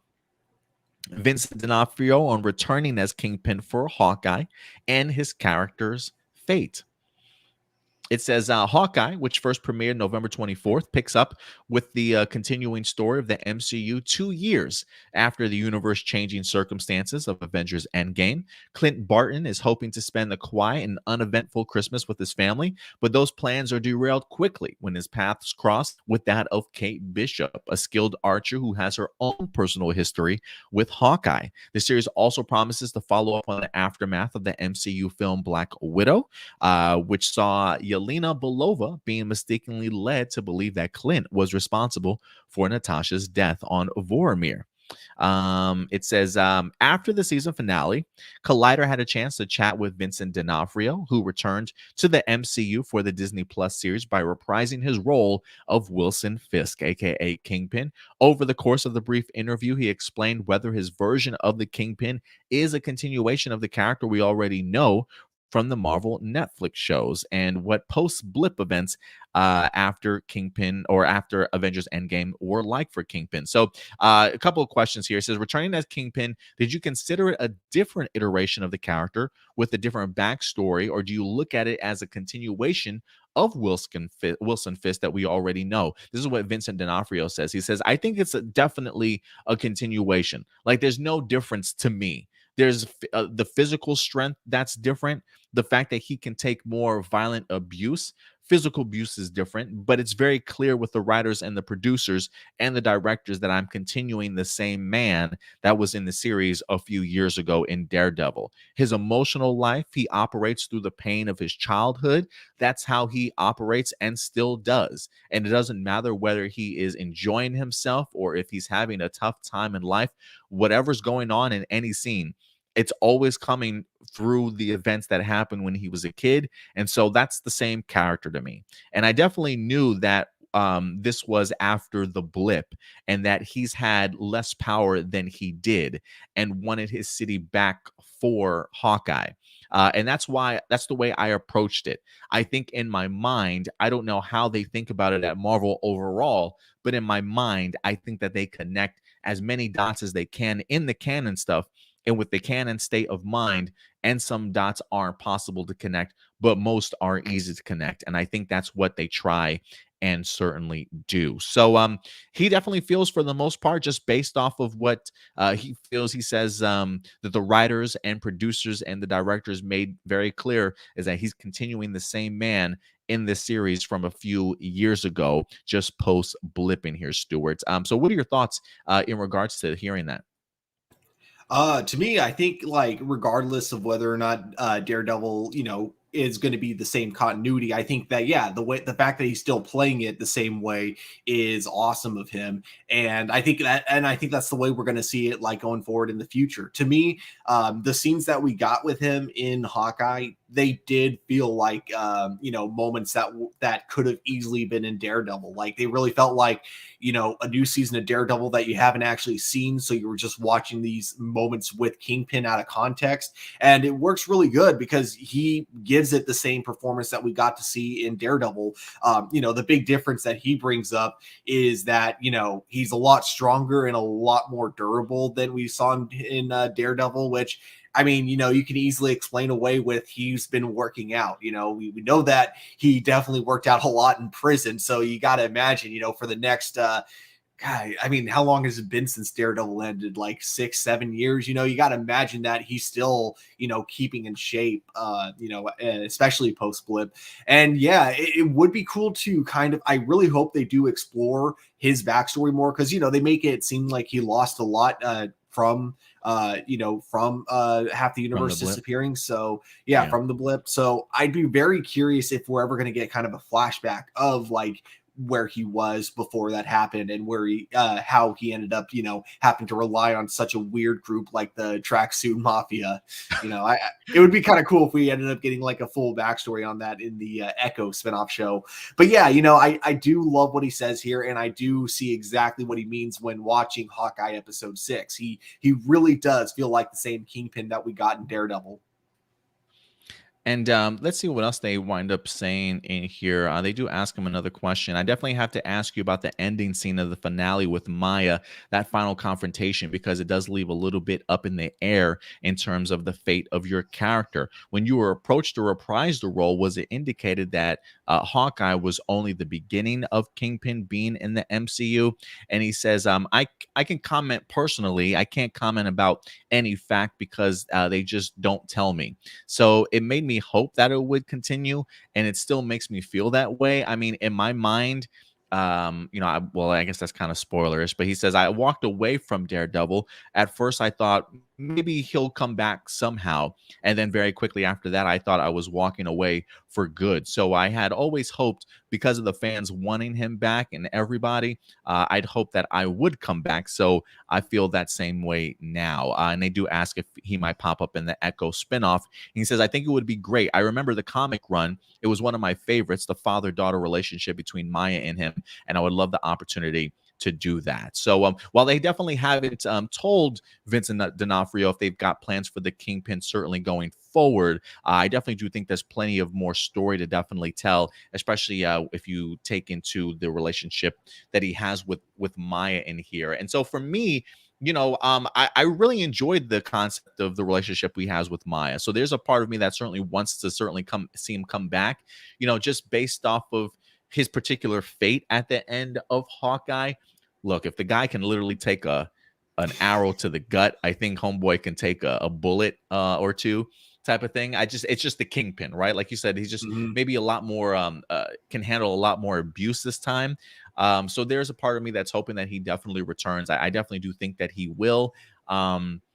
At least that's keeping my fingers crossed. Nathan does say in here, I wanted to highlight this. He says, did you guys think he was menacing like when we saw in Daredevil? Well, I don't. It was kind of frustrating. I will, Stuart, I know you said that you feel like he feels like the same Kingpin.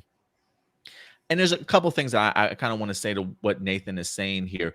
For me, I do feel like this was a little Kingpin light, if you will.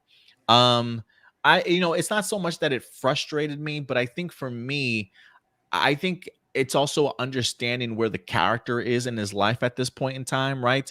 If he did have to deal with the blip, coming back to a world that's, if you remember Falcon and the Winter Soldier, right? That's in real sort of disarray. Everybody either trying to get power for their own, being displaced and sort of being thrusted back into a world that has kind of moved on without you, sort of thing, right? I think he's in a much different place now than where he was in Daredevil. Not to say that, Kingpin's never going to be that menacing again, but I think when you take that into account, that he is still trying to build up his empire, like you said, Stuart, when you're relying on the tracksuit mafia to get the stuff done for you, like literally Kate Bishop's mom has better connections to get a fucking Black Widow to hunt down Clint Barton than the Kingpin does in trying to get Kate Bishop and everything else. Like, the man can't even get a Black Widow to help him out. He's got to get a tracksuit mafia at this point in time in his life.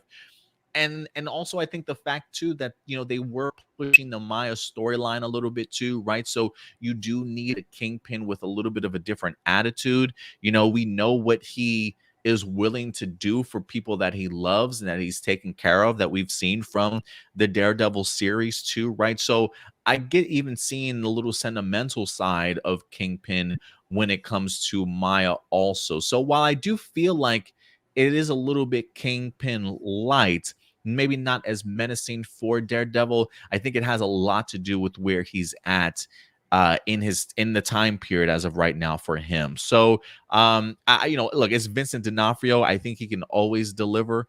So I think maybe the next time that we see Kingpin, he might be certainly seen in a different light.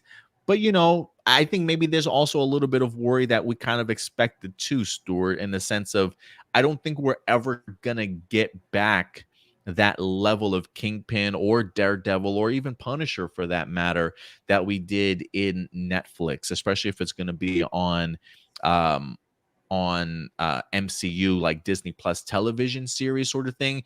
but I think they'll definitely push the envelope and get as close as they possibly can. So I do expect there to still be a menacing version of Kingpin. I just don't necessarily know if it was completely warranted for this particular series, though. Do you know what I'm getting? But maybe you have other thoughts on that, Stuart.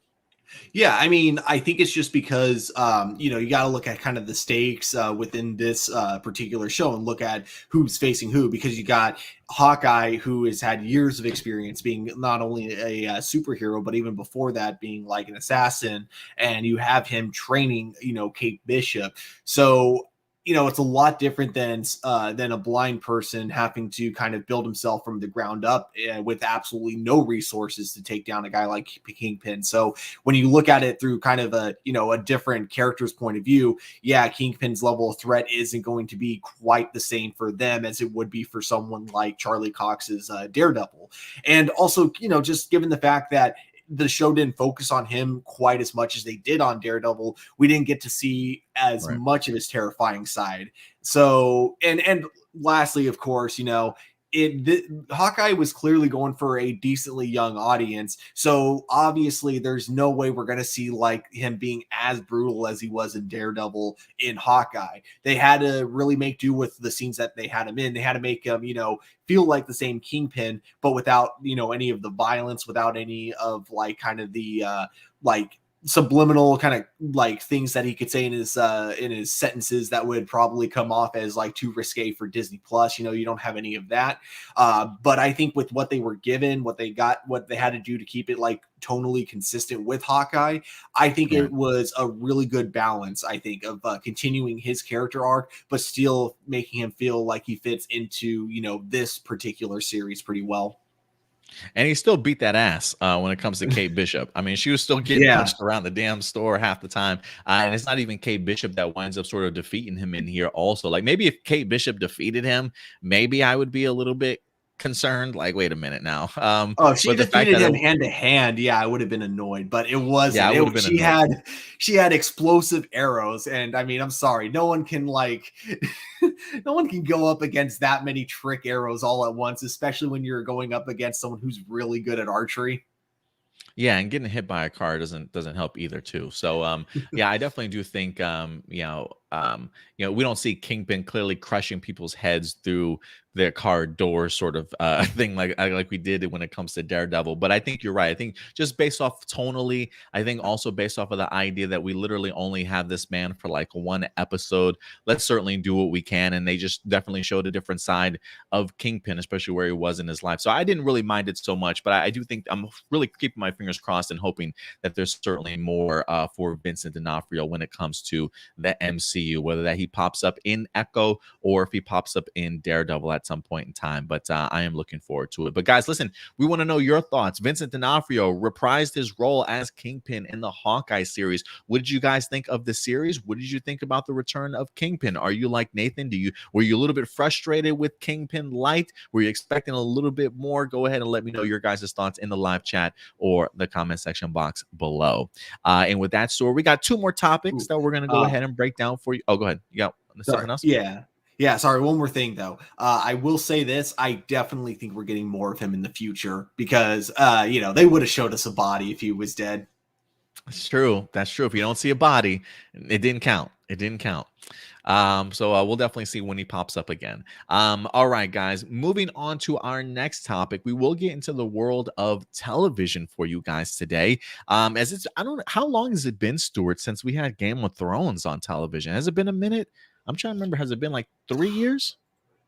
When I want to say it ended in 2018. I'm looking it up right now, actually. Yeah, look it up because it's been a while since Game of Thrones actually hit or at least finished. And it feels like we haven't necessarily gotten that same television show that just encompasses everybody's imagination, right? And brings in those big sort of ratings that people have all gathered around type of thing. So we are still waiting for our next Game of Thrones to certainly happen.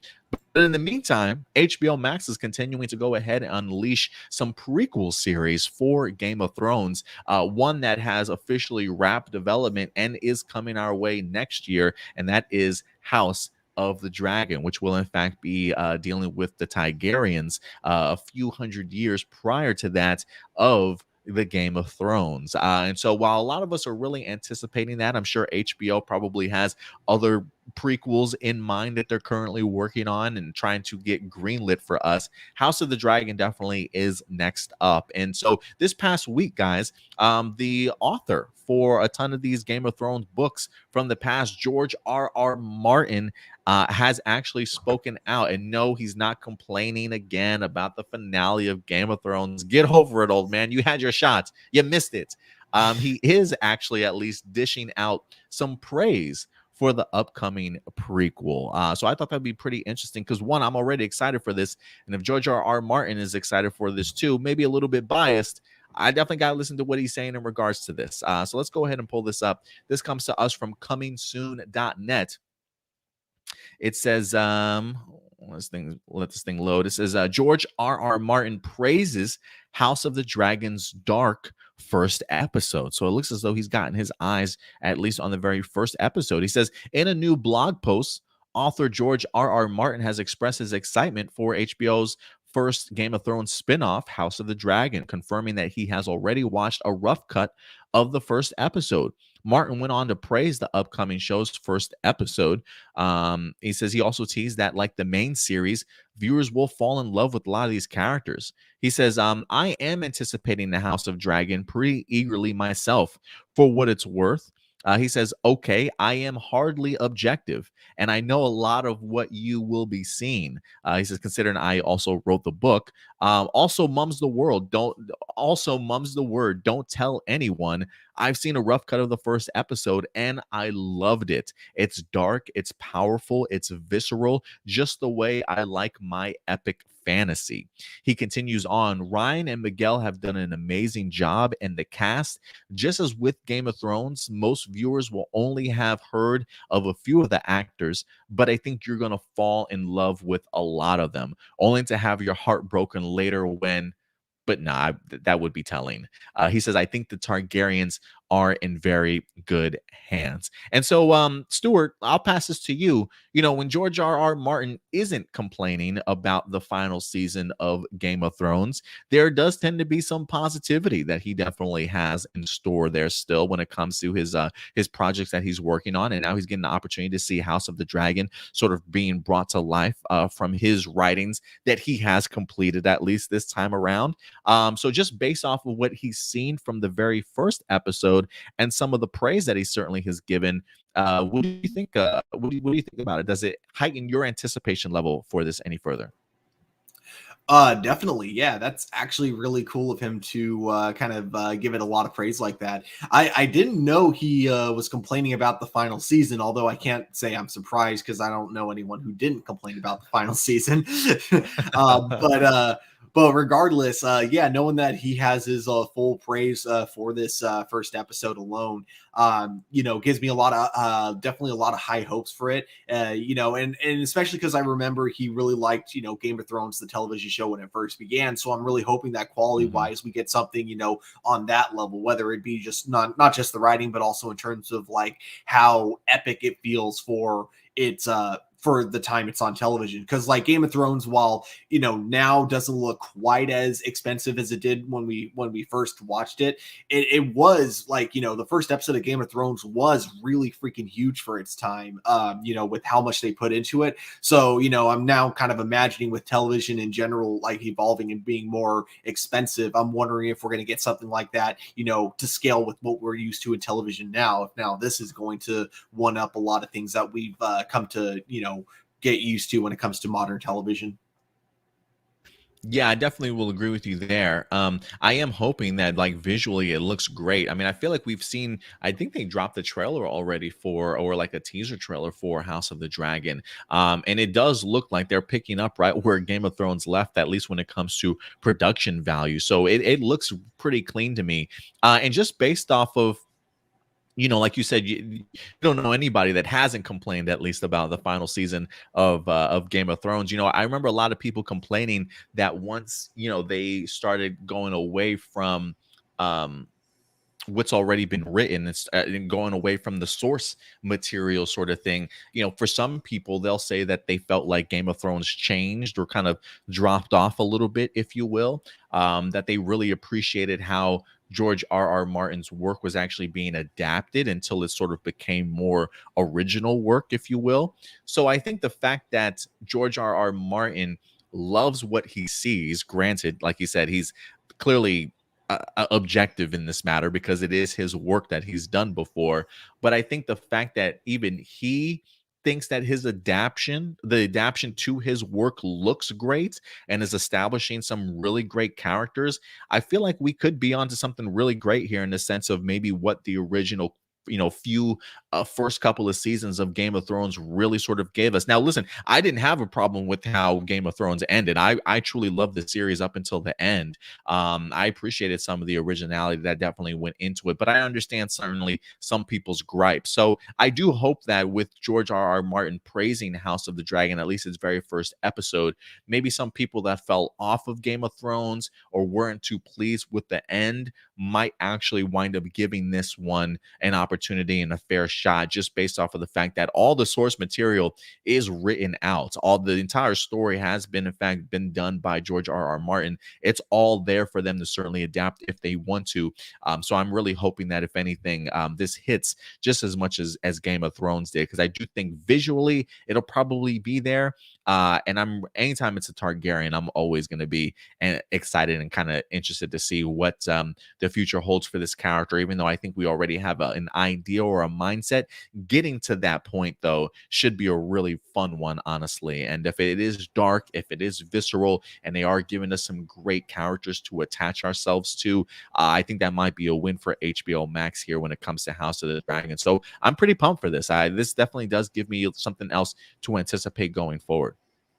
Yeah, and I really like the fact that we got a lot of unknown actors that are going to be in this. Because that was what was so cool about Game of Thrones. The original series is, a lot of these actors that they introduced, we hadn't even heard of them before, and it really knew how to went on to bring do out great things. Oh yeah, exactly. They really knew how to find great talent with who they chose. So I feel like we're definitely going to get something similar with that show. At least my fingers are crossed. Definitely. Yeah, I definitely agree with you there. But guys, look, let me know your thoughts. So, what do you think about George R.R. Martin's comments in regards to the very first episode of House of the Dragon? Not quite sure when the first episode drops. I know it is definitely going to be dropping next year, but we'll definitely go ahead and keep you guys posted once that time certainly comes. But are you excited for House of the Dragon? Go ahead and let me know your guys' thoughts in the live chat or the comment section box below. And then last but not least, Stuart, this should be an interesting one to dive into, man, because the drama continues when it comes to Fast and the Furious. As we're almost getting to the end of the franchise, we got Fast and the Furious 10 that's coming up.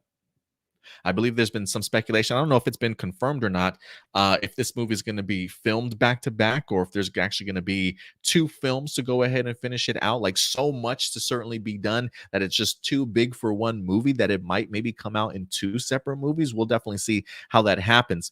But one of the things, Stuart, that I think that's been fascinating lately is a lot of people have been wondering whether or not we're going to get Vin Diesel and Dwayne "The Rock" Johnson back on the same set and in the same scene once again. There definitely has been, over the past couple of years, some drama that's been ensuing behind the scenes, or maybe even in front of the camera, that's kind of spilled over for everybody to be caught up on. But as of a couple of weeks ago, if not maybe a couple of months ago, Vin Diesel did publicly go ahead and put out, I don't want to say like an apology letter, but definitely an invitation to Dwayne "The Rock" Johnson to go ahead and be in the upcoming Fast and Furious movie, despite the fact that Dwayne "The Rock" Johnson has said he is done with it. And one of the things that we talked about, Stuart, was, come on, Rock. How can you pass up on an invitation? There's no way. If Vin Diesel is manning up here, coming out in the public and letting you know how he certainly feels, a heartfelt message, really wanting you to be a part of an epic conclusion of Fast and the Furious because they understand your impact to this particular franchise. How could this man say no, right, Stuart? How can he say no? Well, ladies and gentlemen, The Rock has said no. The Rock has said no.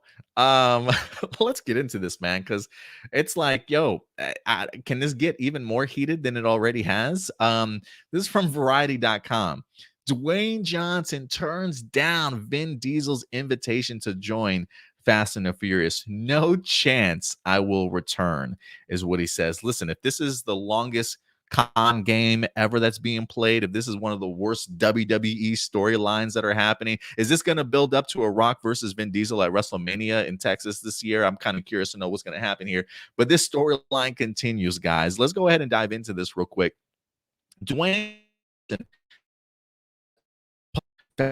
series star Vin Diesel requests to rejoin the action franchise for its upcoming 10th mainline entry. It says in November, Diesel extended an invitation to Johnson on Instagram, imploring Johnson to reprise his role as secret agent Lucas Hobbs for the next entry.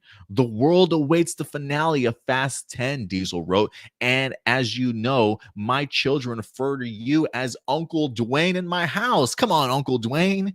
There is not a holiday that goes by that they and you don't send well wishes, but the time has come. Legacy awaits. I told you years ago that I was going to fulfill my promise to Pablo. I swore that we would reach and manifest the best Fast in the finale that is 10. Even called him Uncle Dwayne, Stewart. Uncle Dwayne. But he says in a new interview with CNN, Johnson responded to the request, criticizing Diesel for voicing invite on social media after the two have already reached an agreement in private. Oh, man, crossing some boundaries here. This is what Dwayne says, and he doesn't hold back, man.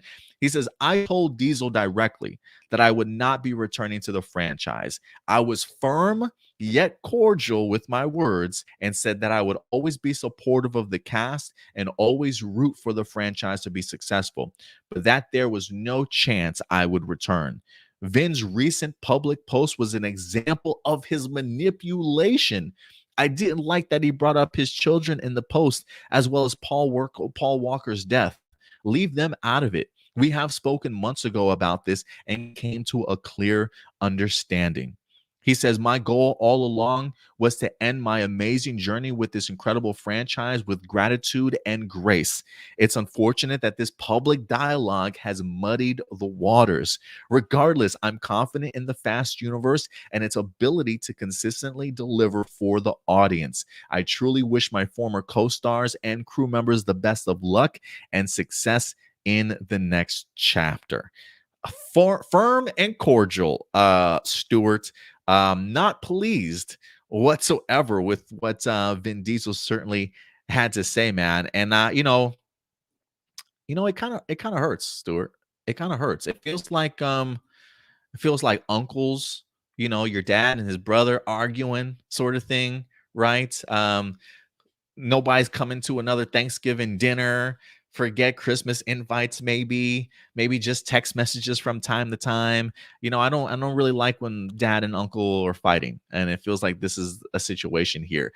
I am fascinated by the wording that Dwayne uses, saying that Vin sort of manipulated the situation, which I can sort of get, right? Because I think there's when you look at the invitation in general, and we know what the history and past have been between these two, this feels very much like a case of Vin Diesel trying to put this out into the public eye so that the public could be supportive of this and get behind it. Like, come on, just like we were. Come on, Dwayne. Yeah, you got to say yes to this, right? Like, really manipulating the situation to kind of put that added pressure on Dwayne Johnson, and if what he says is true in the idea, like behind the scenes, they've already come to this sort of agreement, yet Vin Diesel is pulling this kind of stunt, I might be kind of pissed too. You know what I'm saying? Like, if we had this agreement and we talked and you're still kind of doing this antics, like, maybe this is why The Rock and Vin Diesel never got along as well as they did in the first place, right? And so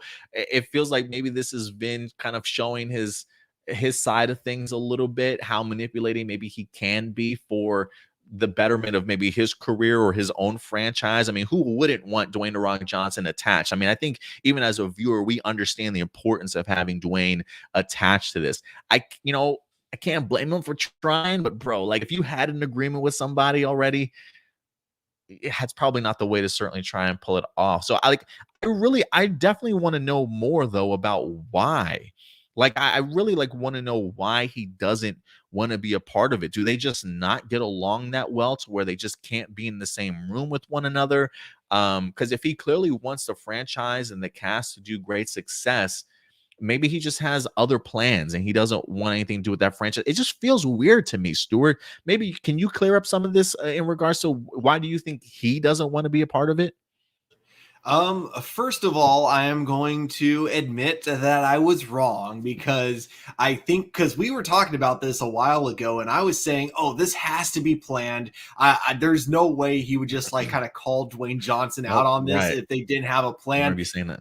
Apparently, I was wrong. So I'm There's going no to plan. 100% own up to that. I was wrong about that.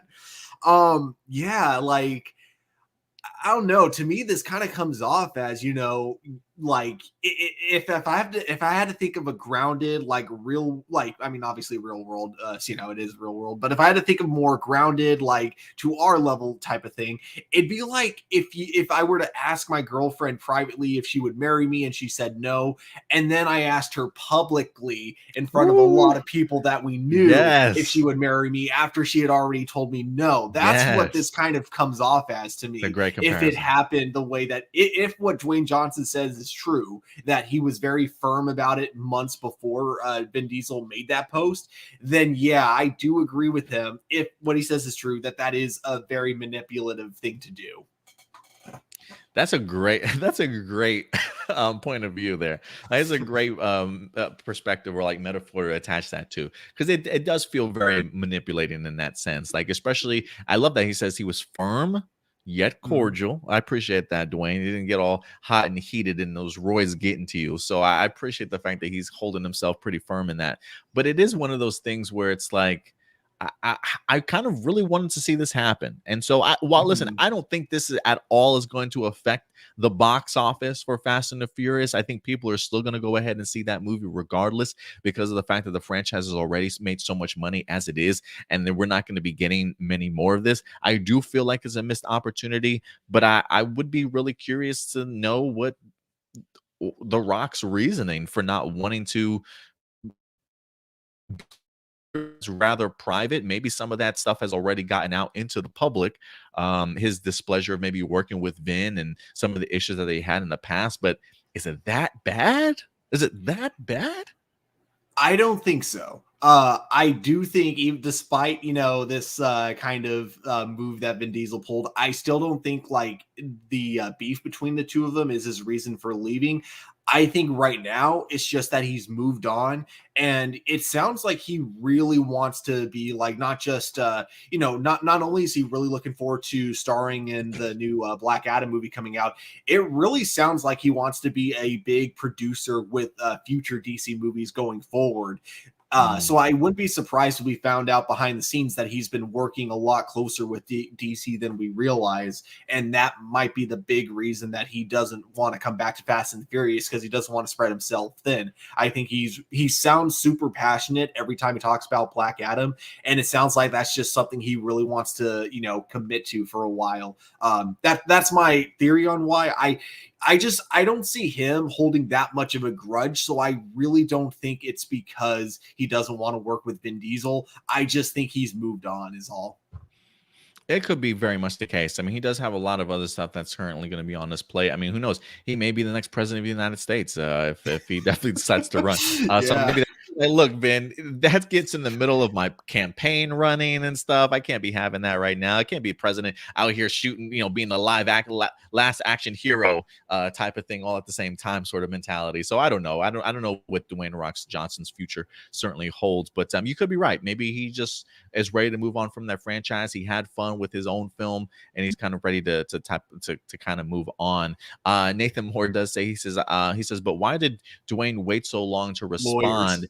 What'd you say? Lawyers. Basically, I have no doubt it was his public agents and lawyers just being like, don't say anything, do not say anything, all right? Because they got to keep his public image looking, he's got to still always look like that, super nice. He may be ripped, but he's not going to hurt anyone type of dude. I'm sure he had so many people calling and being like, don't say anything back until we think of a really good statement for you to say. And I don't think it was that long ago. I mean, November 7th was the Variety article in which they wind up posting the invitation. So just under 2 months in order to respond. And so not to say that this wasn't on his radar. I'm pretty sure Dwayne The Rock Johnson heard about it immediately. I'm sure a ton of people Mhm. blew up his Instagram and stuff. But you're right. Maybe it was a combination of, hey, let's not say anything right now, because his response did come in a CNN interview. So I wonder if they knew going into the interview that this was going to be one of the questions that we're going to ask. And so maybe it gave Dwayne some time to maybe think about the type of response that he certainly wanted to kind of give back. So, I don't think it was that long of a time, but I do think it's something that you definitely have to kind of sit back and pick and choose your words wisely, right? Because like you Mhm. said, even with Vin, he was firm and cordial. And I think that's the same way that you want to be firm in the idea that, hey, bro, I don't appreciate what you did, but cordial in the sense of like, but listen, I hope that you guys do great. You know what I'm saying? Like, I'm still going to root for you guys. So it definitely is a great balance. And I think that's the way that a lot of people should approach things. I don't think I don't think people should get all in their feelings and their emotions and hit that send button way before they should, you know what I mean? Take a minute to kind of step back and figure out how you want to respond to something. And I appreciate his response, but man, I didn't think there's no way you can turn down an invite like that. But yeah, Dwayne The Rock Johnson says otherwise, man. So guys, it looks like we're not going to be getting Dwayne The Rock Johnson in this movie. Or Stuart, is this still part of the storyline? No You plan, never no plan. doubt it, but you know what? You never know. Then I will be He'll pop wrong up. I mean, about listen, being wrong. hey, Andrew Garfield lied for how long before he popped up in No Way Home? So maybe this is something that they could, like, hey, if Andrew Garfield can do that, let's beat that Vin Diesel. Let Dwayne and Vin know exactly what's going on. He'll pop up in Fast and the Furious. We'll see what happens here, though. But guys, let us know your thoughts. What do you think about Dwayne The Rock Johnson's words? Do you think he's serious? Do you really don't think he's going to be in any more Fast and the Furious movies? It sounds that way to me. But definitely go ahead and let us know your thoughts in the live chat or the comment section box below. If he gets killed off screen, then you know for a fact that the feud is real. Right. All right, guys, let's go ahead and dive into our next segment, and that is your live viewer questions. As we go ahead and wrap up this week's episode, and for the future, just so you guys know, I'll go ahead and keep this at the bottom of the screen here. If you do want to go ahead and submit a question over anytime, aplusopinions@gmail.com. Just submit them to aplusopinions@gmail.com. All right, guys, let's see here. We got AJ coming through. Says, hey guys, happy new year. What did you guys think of season 4 of Cobra Kai? If you've seen the episodes by the time you read this, did you have a chance to check out Cobra Kai season 4 yet, Stuart? I have not, so please don't spoil anything yet. Oh yeah. I'll actually probably start watching that after this podcast ends. Yeah, I'm trying to finish off The Witcher season 2 right now before I dive into Cobra Kai, so I haven't watched it yet. I know Indy certainly has. He plans on doing a review for you guys later on this week for Cobra Kai season 4, so definitely look out for that. But I think I got like 3 episodes of The Witcher season 2, so I think me and the girlfriend are going to knock that out, and then we're diving into Cobra Kai next. But he says, if we haven't, what did you guys think of the Disney Plus Hawkeye series? How did it feel to watch a show that took place after Endgame? Did it feel awesome or weird watching a TV series that was after a huge movie? And what other MCU characters would you like to see have their own series like Hawkeye? So overall, what did you think of the Hawkeye series, Stuart? I thought it was okay. It's probably my least favorite though out of all the Marvel Disney Plus shows. I think like one of the biggest issues I had with it was weirdly enough the sound editing. It was really weird because like not that it was bad, but like it was just bizarre how cartoonish a lot of the sound effects were when it came to characters reloading guns and just the explosions, whereas like usually the MCU kind of shows and movies tend to have their own like unique sound effects for all that kind of stuff. For Hawkeye, it just sounded incredibly generic, and then the mixing of it was also really weird because sometimes it'd be loud, sometimes it wouldn't be. So I think that was like kind of my biggest gripe with it, was just the real weird sound editing and mixing. But I thought it was like just kind of a fun family Christmas show, and it really felt like something from like kind of the early to mid 90s in terms of what you would get in terms of like those kind of Christmas movies. So I liked it overall. I would agree with you. Like when I watch Hawkeye, I do get like those Christmas movie sort of vibes from like back in the 90s, early 2000s sort of thing.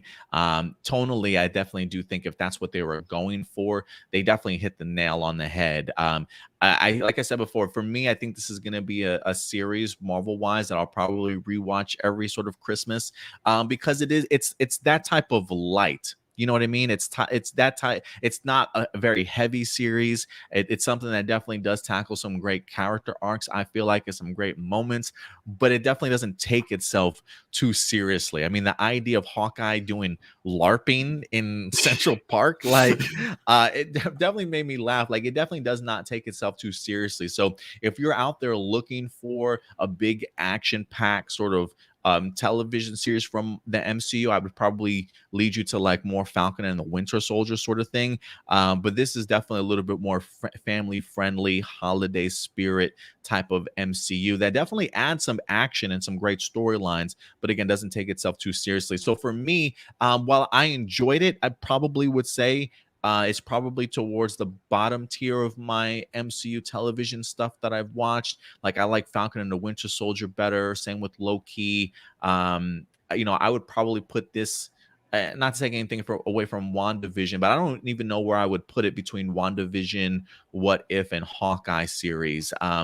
But I definitely think we've seen better television. But again, I think it's just based off of who the characters are. I do like the storyline, like especially for Hawkeye in here. I love Jeremy Renner's chemistry with Haley Steinfeld. I do think there's some really great moments in here, but maybe a little bit underwhelming if you were going into this expecting this to be your bombastic sort of Marvel MCU. I think for what it was and what it's supposed to do, I think it did it just fine. So it's one that I enjoy. I do enjoy it.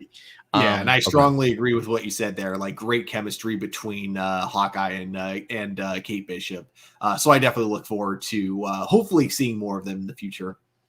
Yeah, me too. Me too. I wouldn't mind. I honestly wouldn't mind a season two, even if it just so I can get that combo and that duo again. I think I don't know where Hawkeye's going to go from here, but I would be fascinated to see what happens next. Now that you've seen the epicness of Spider-Man: No Way Home, how many times have you gone out to watch it, and which film or past trilogy did you have the most hell of a time watching? So yeah, I've watched it twice. And which film or past trilogy did you have the most hella of a time watching? I don't know what that means. I guess how much of a great time you had watching. I will say this, for me, I haven't rewatched these other Spider-Man movies since watching No Way Home, but I gotta think just based off of No Way Home and what it's established now, I think everybody will be going back and rewatching these films and looking at them vastly differently now. Like the fact alone that people are now coming out and wanting a Amazing Spider-Man 3 with Andrew Garfield. I saw somebody on Twitter like, where were y'all 2 years ago? Where were y'all 4 or 5 years ago when everybody was out here fucking trashing The Amazing Spider-Man 2? It goes to show you, one, how quickly people will change their mind on you. Nothing wrong with changing their mind, but it's like, yeah, I mean, is that all we needed? Was this movie to make you appreciate Andrew Garfield a little bit more, sort of thing? So it is interesting to see everybody jumping on the bandwagon now after all this time. But it is also interesting to see that people are probably looking at those movies vastly different. Has that changed your perspective on anything, Stuart? Yeah, to an extent. Well, actually, I would say like rewatching them before watching No Way Home was really what kind of helped change my mind on the Andrew Garfield movies, because I was originally not the biggest fan of Amazing Spider-Man 1 because I used to just find it kind of boring. But rewatching it, I don't know what I saw that was boring about it, because It's really good. it was really good. Yeah. I think for the most part, it was, I really enjoyed it. And even like kind of the things I wasn't the biggest fan of, which was, I like the dinner scene where it was, Peter Parker arguing with Gwen Stacy's dad. Like Stacy's dad. even, even then, I kind of look back on it and I realize, okay, so one of my biggest complaints about this Peter is that he comes off as too cool. So how is it that he doesn't have any friends? But then I look at that scene with him and Gwen Stacy's dad, and the fact that Gwen isn't super phased by it either. And I just kind of realize maybe that's honestly why he doesn't have any friends, because he just, doesn't know how to have a normal conversation without it like turning into an argument type of a thing. So it's one of those things where we're looking back on it when I kind of like actually really look at what's going on and realize, okay, this may not have been how I would have done a Spider-Man movie, but it's still like, a Spider-Man movie in its own right. And, Andrew Garfield, again, really good actor. And I thought he was perfect for the role of Spider-Man. I think it is like really good when you give it like another watch, years later. Amazing Spider-Man 2 is still incredibly dumb though. Not because of Andrew. Andrew was great in it. Same with Emma Stone. Both of them are great. It's just not a good written movie. Yeah, no, I definitely get you too. And I am surprised that we never did get ourselves a number 3. I really am. I mean, the movie didn't do too bad in the box office. I think almost crossing $800 million. So people did go out and see the film. So I am kind of surprised we never got ourselves a trilogy. But yeah, if anything, I do kind of want to go back and look at them, because yeah, I've always been a big supporter of the first Amazing Spider-Man. While I've never really liked Andrew as Peter so much, I always thought he made a great Spidey. Just some of his one-liners and his little quips here and there, sort of thing. Same thing with Amazing Spider-Man 2. While the writing and the script was definitely the weaker aspect of it for me, I really continue to enjoy the relationship and the chemistry between Andrew and Emma for Peter and Gwen. I thought they did some great things there. Let's see here. Next question. With Leslie Grace spilling the beans that Michael Keaton is returning as Batman and Batgirl, do you think it should have been Ben Affleck, considering Batgirl will be in the DCEU, or is it just cool to see Michael Keaton back and perhaps the multiverse is explored more, especially with him appearing in the Flash movie? So I will say, Leslie Grace didn't necessarily spill the beans. The information for Michael Keaton coming out as Batman was set out on a press release. I believe it is just Leslie Grace that confirmed it, though. Talking about the idea, because I think she just said, "Oh, the bat is out of the bag," I think is what she said on her Twitter. So she at least confirmed it. She's not the one that initially put it out there, though. Do you think it should have been Ben Affleck, or is it just cool to see Michael Keaton back? I mean, if Ben Affleck wanted to, yes, but Ben Affleck has, kind of been very open about how he's pretty much done with Batman, and how, like, it almost led to him, I forgot the term for it, but basically going back to alcoholism. So it's one of those things where if he wanted to come back for it and they told him no, then I could see like fans being kind of upset. But it feels like him not coming back is really a lot more of his decision and not a Warner Brothers trying to get rid of him type of a situation. So because of that, I'm totally okay with them moving on to Michael Keaton. Yeah, I'm okay with it too. I mean, I think the fact that Ben Affleck even coming back as Batman for The Flash was a huge announcement, right? Like, I don't think any of us even expected that, but that to kind of maybe be his last hurrah, I think is perfectly okay with, honestly. And to be fair, who's to say that Ben Affleck is done? I mean, could it bring him back? I think look, one thing that we've quickly learned, especially in the past 2 years, never say never, Stuart. I don't want to ever sit here and say he's never going to return. We're never going to see him again, because there's always a world out there where something could happen. Could you convince Ben Affleck, like, hey, we're going to do an HBO Max movie. We want to go and tackle maybe another solo Batman film, but of your Batman sort of thing. I think that maybe there's also a possibility there, right? Maybe the idea of not having to carry an entire cinematic universe on your shoulders and being able to do something a little bit more standalone might work for him. So I never want to say that Ben Affleck is completely done, but I think if you are going to be moving forward in the DCEU, I think, yeah, let's get us a new Batman. Let's get us somebody else to sort of carry that mantle, whether or not this is Michael Keaton passing the torch to Batgirl to be their new bat for the DCEU, or maybe he helps out otherwise too, right? Maybe we get a Batgirl. Maybe we do get that Batman Beyond to kind of give us a fresh take of Batman in the current DCEU. I think the possibilities are endless at this point in time, especially when it comes to the multiverse. So I'm okay with it. I'm perfectly okay with it. Couple other questions. We got Michael Rhymes. What's up, Michael? I appreciate it. Looks like this is maybe a newcomer. Says, saw your channel trending on YouTube while I was watching other channels reacting to the trailer of the Batman, because this past week we did go ahead and post up a Batman trailer review there. What did you think of the new Batman trailer? Did it make you more confident about the movie and Robert Pattinson as the new Cape Crusader? Why do you think the Star Wars franchise being so successful? Oh, okay, that's two separate questions. So what did you think? Since I've already done the review, I'll talk about it a little bit, but what did you think about the new Batman trailer? Did you get the opportunity to see, was it the Cat and the Bat trailer, I believe? It was like 2.5 minutes or so. What did you think about the movie, about the trailer? Looks amazing as the other trailer that we got. I love the way it's filmed. Seems to use a lot of like actual natural lighting, and then I also love how a lot of the night scenes feel like something straight out of like a classic noir.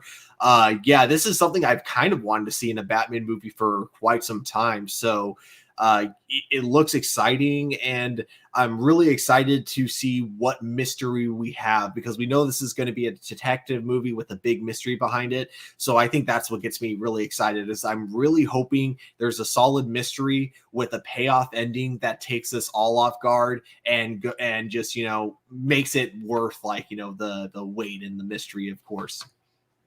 Yeah, I definitely agree with you. This trailer just felt a lot more world building to me. It definitely gave us a little bit more insight, I think, into the main story of what the movie is going to be like. Some great new footage also, but I know I'm already going to love the chemistry between Robert Pattinson and Zoe Kravitz as Batman and Catwoman. I love the fact that they really emphasize that here and what the relationship is certainly like between these two characters. Great new action. I think the references to a lot of Bruce Wayne's family in regards to the Wayne family legacy and things like that. I'm hoping that really kind of gets explored a little bit more too. So for me, this definitely, I already felt confident when they announced Robert Pattinson, along with seeing the first trailer that we wind, a little teaser that we wind up getting. But I do think if there have been some people, some detractors of why are they getting Robert Pattinson, the Twilight guy, like I feel like a lot of that talk is completely gone at this particular point in time. And I think a lot more people, I mean, maybe there are some people out there that still feel that way, but I feel like it's a smaller and smaller number of people each time we get a brand new poster, a picture, or a brand new trailer. So yeah, I'm really excited for it. Really excited for it. The biggest thing you also got to realize about his Twilight days is that Robert Pattinson himself wasn't a big fan of his role in Twilight and wasn't a fan of his overall performance. And we've seen everything that he's done since then, or not everything, but I've seen a few things that he's done since then. And yeah, he really is a good actor when he's working with material that he can actually connect with. Yeah, no, I definitely agree with you. And definitely check out some of his other work. I mean, the guy continues to grow as an actor Watch The since then. Lighthouse. Ooh, yeah, I still haven't got a chance to check that one out yet with him, with William Ooh. Dafoe. Um, Let me know when and you then why do. do you? Yeah, I definitely want to check it. I wanted to check it out in theaters, but I missed the opportunity. It was out in theaters so quick for me, but I haven't had the opportunity to sit down and watch it. But I do want to check it out. Why do you think the Star Wars franchise has been so successful since the original film first came out in the 1970s, Stuart? Oh man, it's just because two reasons. One, it was an amazing movie, and two, when you really think about everything that was popular in the 70s, it was really only a matter of time before finally some big nerd filled movie was going to come out and really like just kind of, even though there wasn't an internet at the time, essentially break the internet that didn't even exist. Because yeah, 70s was kind of like the rise in nerd pop culture. Like, you know, Atari was starting to become successful. This was before the video game crash. And then you also had Dungeons and Dragons suddenly, becoming a really big thing too. And of course the serials, the old school serials like Metropolis, a lot of people used to love those. So with those being gone for so long, there was a crave to have something like that back for a while. So I think it was just a bunch of factors that, people couldn't look at the time because of course, there was no internet to really look at the stats of what people were really into. So I think it was just because that was all going on, even though Fox Studios didn't know this was something that was building up. It was, and so it kind of accidentally became a huge success because of it, and because it was Yeah, a and great movie. yeah, and I think it definitely a lot of first of its time too, you know, in the sense of what it did technology wise. Because I think people that went in to go see Star Wars, one, I don't think any of them knew what to expect, but I think just the level of detail and attention to detail and what they were able to do, just special effects wise, really was pretty awe inspiring, and I think really kind of shook the world in regards to maybe pushing it into a different direction, you know. And I think when you have a movie that's able to change how people look at film and how they imagine stories and what you can do on the big screen, I think that was a huge impact in our culture that fortunately for us has just kind of stuck since then, right? Because nobody had ever really seen anything truly like Star Wars before, whether that be the characters, whether that be the story, whether that be the technical aspects of just filmmaking and what you can do and put on the big screen sort of thing. So like you said, maybe it was just perfect timing too, you know, Mhm. late 70s when you got everything just kind of working in your favor, or something kind of building up, and then George Lucas drops that. It just works out, man. It just works out sometimes like that. And the fact that it's been able to grab a hold of pop culture for all those years and continue to be such a big part of our culture, I think definitely is a testament to how rare it is. Because even big movie, I mean, look, we look at Avatar, right? Like Avatar was a big moment for cinematic history in a sense, or at least made box office wise, but it didn't necessarily have that kind of pop culture reference, right? Like nobody really refers back to Avatar, right? Like there's no one-liners, I feel like, right? Like Avatar figures aren't selling off the shelves these days, right? So sometimes it just takes a special moment and a special movie to be able to just in the perfect place at a perfect time and just created something original that pushed forward. So yeah, man, I'm definitely glad that it did for sure. I think one other Um thing it had going for it too was it was one of the first two movies to really utilize surround sound, which is something that we kind of take for mm, granted now.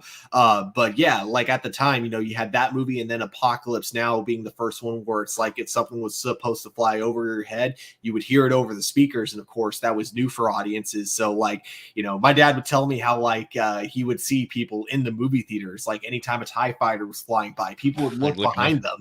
Yeah. That's pretty cool. That's pretty cool, man. I love that. Yeah.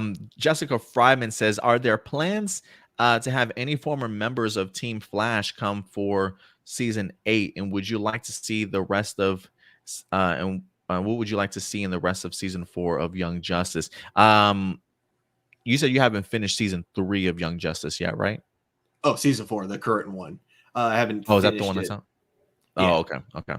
Um, any former members of Team Flash to come for season 8?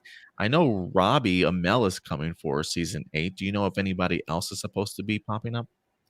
Yeah, we got shoot, I forgot his name, but the actor that played Eddie Thawne, he's going to be coming back in the next couple episodes because we Oh, got Eddie like coming back. yeah, we got like interlude episodes that are going to have Bart and Nora as the main characters. So they're going to be time traveling to, I think, season 1 or season two. No, it would have to be season 1. So they're going to be time traveling somewhere in season 1 of the show in the next episode. So that's going to be pretty cool to see where Oh, that leads. I'm really looking forward to that now, man. Thanks for letting me know that. I had no idea. Let's see here. We got Gabriel. What's up, Gabriel? Gabriel Glasgow. Um, what did you think of The Rock's character in Fast and the Furious franchise? And do you think Fast 10, if were to be the final installment, will acknowledge him at all or even recast him if let's say Dom Toretto runs into trouble again and calls Hobbs? That's a good question. Do you think they'll ever refer to him? Since Dwayne's pretty adamant about not being in here, do you think they'll even acknowledge him, recast him, mention him at all? It really just depends on if Vin Diesel wants to be petty about this, which I don't think he would. But yeah, I think like if they recast him or they kill him off screen or something like that, that will just kind of have Vin Diesel being kind of petty and will kind of make me side way more with Dwayne Johnson and kind of believe his side of the story more. But realistically, I don't think that's going to happen. I think they're just not going to really acknowledge him that much. Maybe they'll drop a name drop, like say, hey, can we get Hobbs to help us out? And, you might have a response saying, oh, no, this is, he can't do it because he's a cop and this has got to, what we're doing is illegal or something. I don't know. They'll have some excuse as to why he's not there at the most, but I don't think they're going to be petty about it. Yeah, I don't think so either. And I was actually a really big fan of The Rock's character in Fast and the Furious. I personally would have loved to. I personally would have loved to have seen him come back. But if not, I can see them at least referencing him. I do hope we get another Hobbs and Shaw movie because I do like his chemistry with Jason Statham for sure. Maybe that's an opportunity that we'll see there. We'll see. Did you hear of the Black Panther fans protesting to get Chadwick Boseman's character of T'Challa recast for the sequel, so they can have another Black actor have the chance to represent them in honor of Chadwick's legacy? Yeah, I feel like that's been a topic of discussion for quite some time, ever since Chadwick's passing.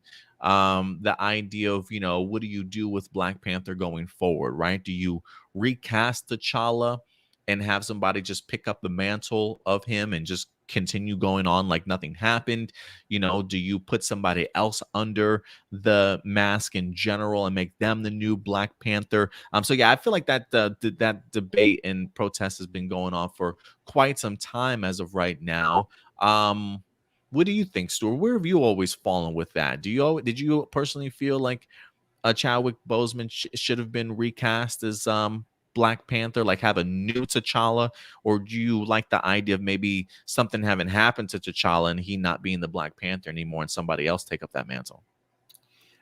It's really hard to say. I think what I would do is I would ask the family of what they think they should do, because it was kind of like what they did with Carrie Fisher in Rise of Skywalker. They didn't put her into the movie until they found out that her daughter was okay with it. And I feel like that's something I would want to do. Is I would want to know, hey, do you think Chadwick would want someone to continue the mantle, and then just kind of move on from there? Or do you think he would prefer if we, honored his legacy and we just kind of pass the mantle down in story to someone else? So that's how I would personally go about it, because it's really hard to say for me. Like, I don't know if it would be considered disrespectful to recast him or not. So yeah, it's right now it's like kind of a no-win situation, because no matter what you do, you're not going to please anyone. So the best thing that you can do, I think, is to just try and figure out what it is that he would have wanted. You know what I mean?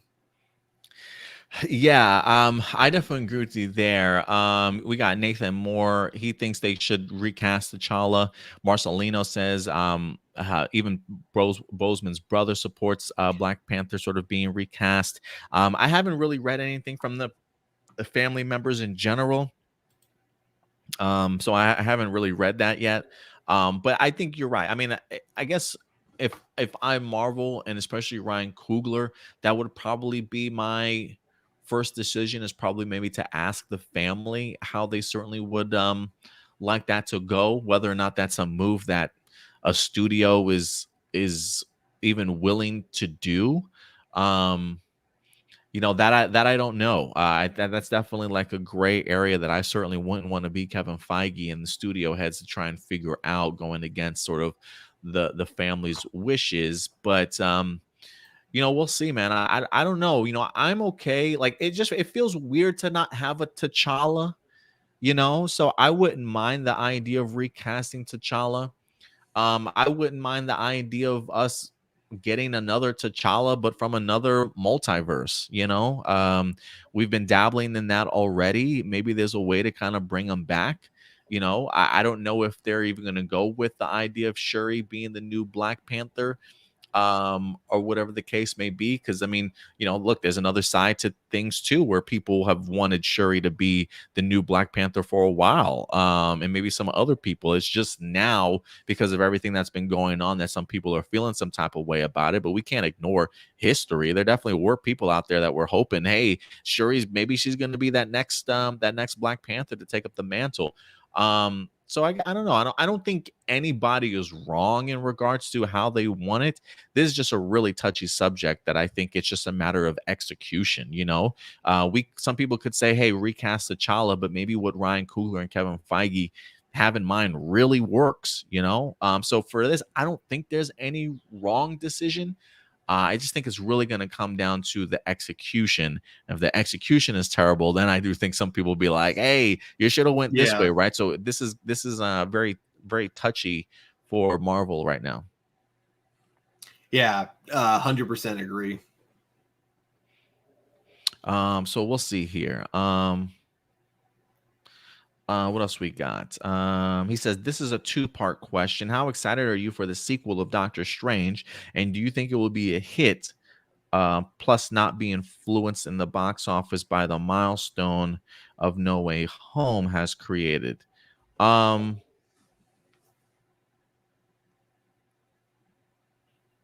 Well, we're definitely both very much excited for Doctor Strange. Do we think it will be a hit and not be influenced in the box office by them? I think it is automatically going to be influenced by the milestone that was No Way Home. I mean, when you literally attach the trailer for the movie at the end of one of the biggest box office movies this year, I do think that there certainly will be some level of influence of people that saw No Way Home, liked what they saw in the Doctor Strange 2, and said, I'm going to go ahead and see that movie. And I think there's a reason also why this movie is coming out in summer, in May of next year, right? A big box office time for big summer movies. This feels like a big event film. Stuart, I think we got another $1 billion movie on our hands. I said, Yeah. I don't know. You think so? Yeah, I mean, okay, I don't mean to sound mean here because it's not that I don't like the movie. It's just not one of my favorites. If Captain Marvel can hit $1 billion, I have almost no doubt that Doctor Strange can. No, I would agree. I would definitely agree with you there. Especially everything is about momentum. You know, Benedict Cumberbatch being one of the one of the lasting standing Avengers that we certainly still have around, right? Benedict Cumberbatch does have a powerful name to him. You're bringing in Elizabeth Olsen that just got a great buildup from WandaVision also on top of that. No Way Home opening up the concept even further for the multiverse and seeing the ramifications of what happened in that movie taking place in Doctor Strange into the multiverse of madness also. Yeah, man, I think it's got a lot of things really on its side. So even influence or not, this movie definitely will be influenced. So I do think that this movie is going to be a hit. Yeah. Did you ever hear also about the original ending to Marvel's Eternals? Did you ever hear what they mentioned? No, I haven't. Me either. It was one. It was part of the and it was part of one of the questions that he had. So we have not heard about what the original ending was supposed to be for the Eternal. So I can't really answer that question, Gabriel. But thank you very much for your other questions that you have added. So thank you very much for that. Marcelino Vasquez has a couple of questions. Today's questions are box office bomb themed. Why did Birds of Prey bomb at the box office? Its budget was around $100 million. It made its money back, earning $200 million, but wasn't able to make more. So let's look this up. Box office mojo. I should just keep this up with me anytime that we talk about movies, just so I can go back. Birds of Prey. I think with Birds of Prey, it might have been a mixture of marketing and it being R-rated. I do think like they could have really easily edited around a lot of the stuff and made it PG-13. So I think it might have been a mixture of the two. Yeah, and I think so right now it says the budget wise was about $84 million for the budget.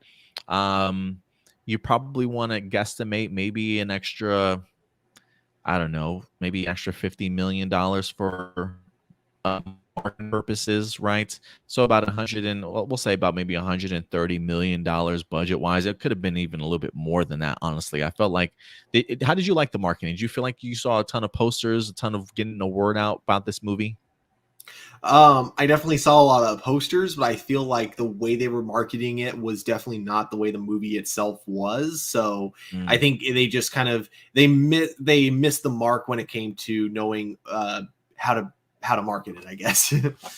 Yeah, and I think the idea of the movie coming in, it says worldwide it made $201 million. I think especially when you've got a leading lady like Margot Robbie, Harley Quinn being an extremely popular character, uh, I do think, and by the way, this movie is officially titled now Birds of Prey. It was like the emancipation of Harley Quinn. Like, it was an extremely terribly long Mhm. title, very mouthy sort of thing. So I definitely do think marketing didn't do this movie any benefits whatsoever. And I think when you do have a leading lady like Margot Robbie and you have Harley Quinn, who's super popular, and you're bringing in all these other characters that people want to see, like a Black Canary and a Huntress sort of thing, um, $200 million just like isn't gonna cut it, right? Like, you pretty much are telling me you've just broken even, or just about even sort of thing. And so the idea of, with these type of movies, maybe if it made 400 million, maybe if it made 500 million, maybe we'd be talking about a sequel. I don't think anybody expected Birds of Prey to go out there and make $750 million or even $1 billion at the box office. So I would think maybe for DC, maybe even just bringing in $200 million and just barely breaking even, maybe a little bit of a profit, um, probably wasn't what they were expecting. You know what I mean? So I Mhm. think in that regards, I think that's probably why they kind of consider it a box office flop. Just not a lot of repeat value. A lot of people didn't go back and check out the movie. I don't believe it got great reviews either. Um, and so, yeah, I mean, it's a movie I certainly enjoyed. I believe you did too, right, Stuart? Yeah, I think I definitely enjoyed it more than a lot of other people. Like, I thought it was really good for what it was, and I think, like, yeah, when my only big complaint is something that's really just kind of a personal thing. That means usually it means it's a good movie, but really my only complaint was just Cassandra Cain, and not the actress, but just the fact that they wrote her way too different from the comics to where you're kind of like, why is she called Cassandra Cain in this movie? And then he says, why did Snake Eyes bomb at the box office when G.I. Joe is a popular franchise? Transformers make bad movies too, but they're able to make their money back and even become box office hits. Snake So Eyes what? bombed because they released the trailer less than 2 weeks before the movie came out. The marketing for that was just insultingly bad. And of course, it was kind of, it was out in theaters when there was a spike that was kind of coming back with COVID. It wasn't Uh-huh. like as bad as it is now with the Omicron variant, but there was another spike that was starting to come back, especially like in the Bay Area. So that definitely factored into it. But no, the main thing though is marketing. That movie was marketed terribly, and whoever was in charge of that should never be allowed to work as a marketing like consultant ever again. If I Yeah, what Mark. Universal, Go right? ahead. Yeah, I'd fire whoever marketed that movie. Or That it might was have been Universal. Paramount. I can't remember. It might have been Paramount. Oh, Um, potentially. I can't remember off the top of my head.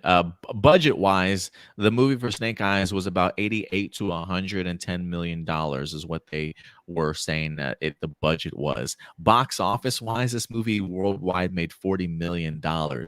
I do think I think the pandemic definitely had a lot to certainly do with it in regards to its release. I think it was during a time when a lot of people were only going to the movies anyway. I think had you even put a Transformers movie during that time, I don't think it probably would have done as great. Probably would have done better than Snake Eyes. I think also Transformers at least has a franchise in the movie wise that did something at the box office, regardless of how you feel about it. Like, the first one was absolutely great. People love the first Transformers movie. Not so much about the second one, but I can say there's probably a divisive audience that some people would say they were big fans of the third one, the trilogy. You know what I mean? I don't think they had a big powerful actor like they did with Shia LaBeouf that really worked for Transformers, right? So Transformers definitely had some headway before it just started making trash after trash after trash. And then I think the people started really getting privy to the idea like Michael Bay is really not putting any effort into these movies. Like he's just making big explosions. So I do think Transformers had a little bit of a head start. Whereas if you look at G.I. Joe, I mean, it's G.I. Joe. But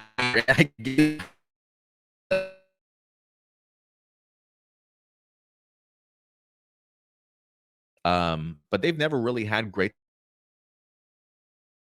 I mean, you've got two G.I. Joe movies that people try and burn from their memories because they talk about how terrible of a movie that it is. The idea of having to reboot G.I. Joe, absolutely promising, but Snake Eyes is also a flop because Snake Eyes is a crappy movie. At least it's crappy in my eyes, in the sense that you're painting this hero in regards to Snake Eyes to kind of almost be the villain and like the cause of a lot of the actions that happen in this film. Like it did not put Snake Eyes in a very pleasing light for me at all. Some of the action is pretty strong, honestly, in regards to it. But I just think there's a lot of script problems, a lot of underdeveloped character problems, or decisions that these characters makes that make me kind of scratch my head. So Snake Eyes failing at the box office, I think, is bad timing, bad script, prior success for G.I. Joe not being really great. And Snake Eyes was a little bit boring to me, man. It was just it was kind of a crappy movie. And that's just to me, though. If Eternals made more money at the box office, do you think there wouldn't be as many people complaining that the reason that it failed at the box office was because it's woke cast? Because it's gotten to the point where even political commentators have made that same kind of criticisms. I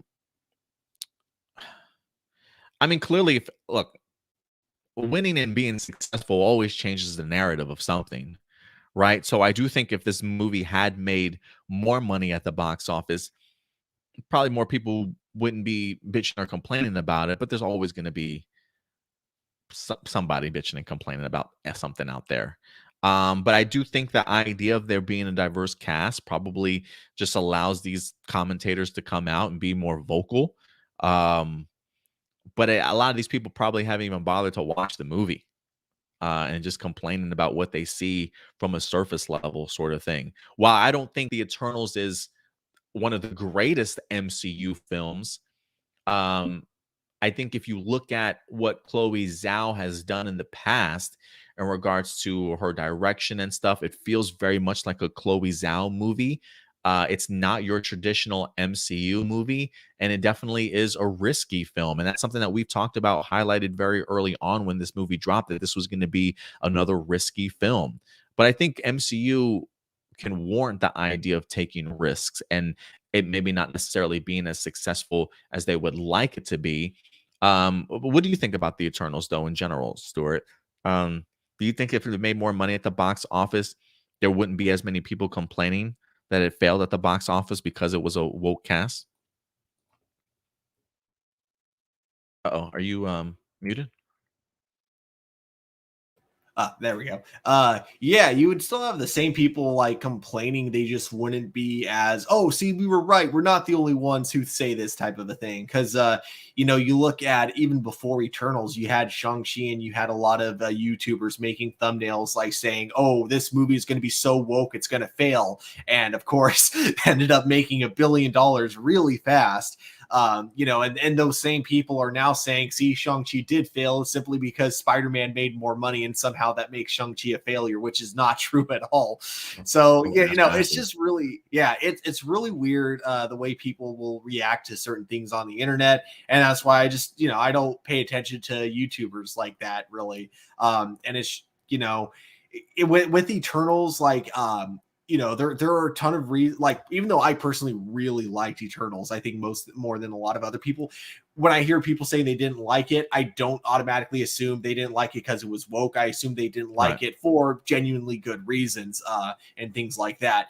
You know, and it's just one of those things where like specifically like the quartering does this a lot, is that he'll make all these predictions and he won't ever like talk about the times where his predictions are wrong. He'll only bring up the times when they're correct. And it just so happened that after many attempts of saying, oh, this SJW shit is going to fail, finally he was correct in a sense of this wasn't as big of a success as Marvel was hoping for. And so you have him along with other YouTubers like him that are now saying, see, we were right, SJW stuff is ruining cinemas, and we were all right about it this whole time. You know, even though being right about one movie compared to everything else doesn't. Yeah, for me, I never felt like the diversity and this wokeness that they want to refer to ever hindered the movie. Like, it never came to mind for me. If anything, I can see maybe the pacing, the tone, the lack thereof, certain action from time to time that can probably take people out of it. But I think if anything, it's probably the execution of the film so much as what other commentators want to pick and choose about why it failed. Do you know what I mean? Like, if you sit down and you watch the movie for yourself, I think some people could clearly see that certainly wasn't the issue. So yeah, and just to correct, I know you said Shang-Chi made $1 billion. It hasn't quite made $1 billion. Oh, it hasn't. Yeah, worldwide it's only $432 million as of right now. But for a first-time character in the MCU, an Asian-led character also, this has got to be, like, I think probably one of the bigger box office success for an Asian-led cinema anything here in the United States, let alone a first sort of origin character when it comes to Shang-Chi. So rather successful, if you ask me. I mean, a Shang-Chi movie going up and actually making more money than the Eternals certainly have, when you have already a star-studded sort of cast, if you will, too, I think definitely does say a lot. So not every Marvel movie is certainly going to be $1 billion, to say the least. And I think people just look at the circumstances wrong. You know, Spider-Man No Way Home is the end of a trilogy. You know, it's not just the end of that trilogy, but it's the end also in the wrapping up of a culmination of Sam Raimi's Spider-Man and Andrew Garfield's sort of Spider-Man also. So there's a lot really playing in the favor of No Way Home. So again, people are always going to pick and choose what fits their narrative to push a negative ass story sometimes. And when you look at the bigger picture of things, that's not necessarily the case. So, you know, people need to be a little bit more clear-headed, certainly going forward when it comes to things like that, man. Get your head out of the gutter. J.K. Lawrence, and we got 2 sets of questions left. He says, hi, I'm Jake. Found your guys' channel and I was checking out reviews and reactions to Marvel's new Disney Plus series, Hawkeye. You know how we get tons of TV shows and movies being remade or revived? Why do you think many people keep calling the revival a reboot? How would you differentiate between the two of them? For me, when I think of a reboot and a reboot for me is taking what we had previously and just doing the same thing over, but maybe with like a new cast of people. A revival to me feels like same characters, bringing them back, same actors, and sort of continuing along with their story just in present day. Like, you're reviving the series, but by moving it forward in a sense. Whereas reboot, I feel, is starting over, but the same characters and just retelling that same story. What about you, though, Stuart? Is that how you see revivals and reboots? I see it in 3 categories, actually: remake, reboot, and revival. Remake, I see it as exactly what it sounds like. Like, you take a popular movie specifically, and you're trying to retell the story of that particular movie, but for a modern audience. A reboot is more like you're not really taking the movie and remaking it. You're taking the concept, that world, the characters, and then you're giving it like a new cast, and you're giving it a new reboot with new stories that aren't necessarily related to the ones that we saw in the previous remake. And then a revival, I agree with you 100% on what a revival is. It's just kind of bringing it back, kind of a reboot, because now you're going for like maybe a different audience, but it is still that same like world that you you left off on years ago, and it's just that world coming back. That's how I see it. Yeah. I get you. So maybe that'll help you out, Jake, in the future. Which out of the 3 movies you've seen so far was your most favorite of all of 2021? Shang-Chi, No Way Home, or Black Widow? Also implies to Marvel's Endgame from 2019. Which movie do you think was really bad? What?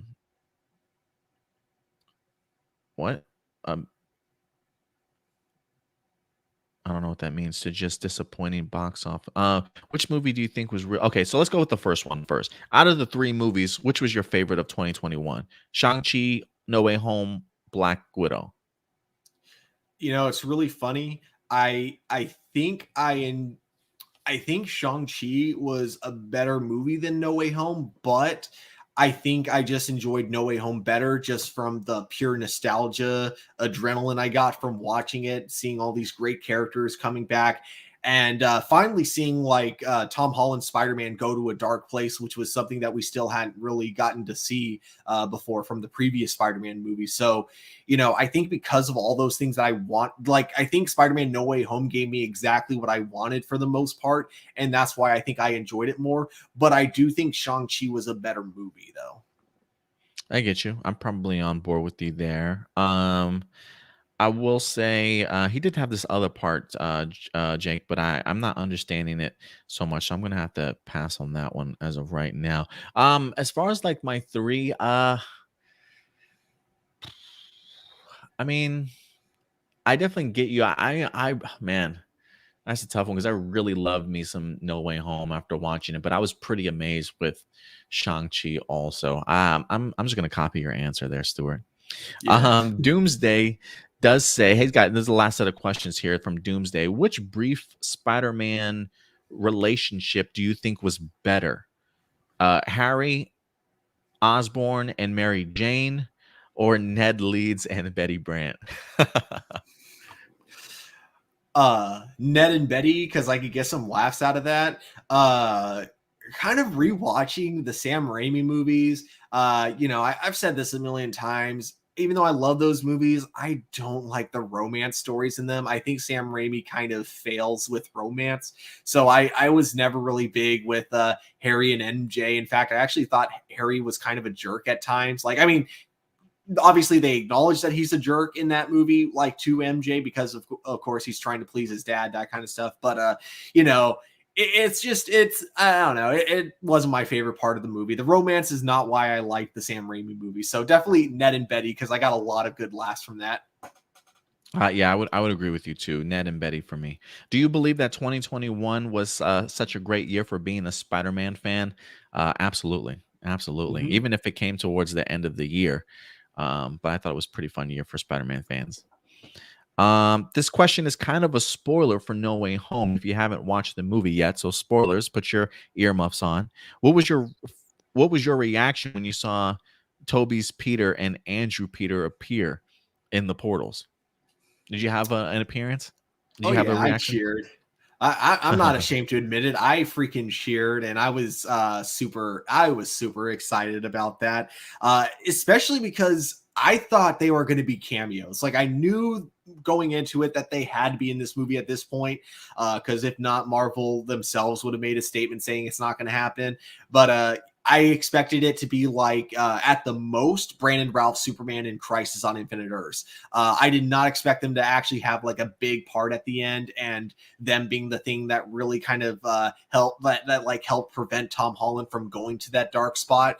I thought the balance between all 3 of them was so great because they all had a lot of screen time. It never felt like any of them were one-upping the other. And at the same time, it still felt like Tom Holland's movie. It felt like, it was still a conclusion to his movie. So none of them like upstaged him or anything like that. And I love that. I think the way they balanced it at the end was so perfect. Yeah, no, I definitely agree. I think for me, my reaction when I saw one of the portals open and it was Andrew first, that definitely got the hugest reaction out of me, and I think the crowd for sure. Just the fact that we see a Spider-Man running to the portal. I'm sitting here looking like which Spider-Man is. I'm trying to look at the screen like which one is that? I can't really tell until he sort of jumps through, and then you immediately know. And yeah, I was definitely thrilled and super happy with it. You know, Toby's, on the other hand, was handled with such subtlety. You know, it was like the vet's in the room, dad's back. You know, it felt like Andrew was the cheer, whereas everybody was the, oh, he's home. You know, like it was just a completely different reaction to it, just a different emotion to it. And he just comes in, just, hey guys, you know, like just classic Toby Peter, man. And it really worked for me on two different emotional levels. So yeah, that's how I reacted when I first kind of saw them. But it works, man. I'm really amazed that they pulled it off, and they, like you said, they did so much with them. You know, it's one of those things where a lot of people could have easily walked out of this movie and said, man, there's so much wasted potential. You know, why couldn't they have done that? Why couldn't they have done that?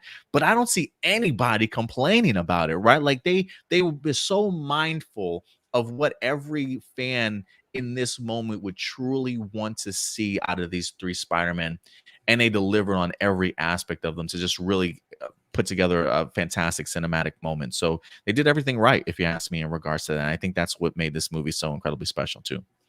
Yeah, and I it could have been a disaster.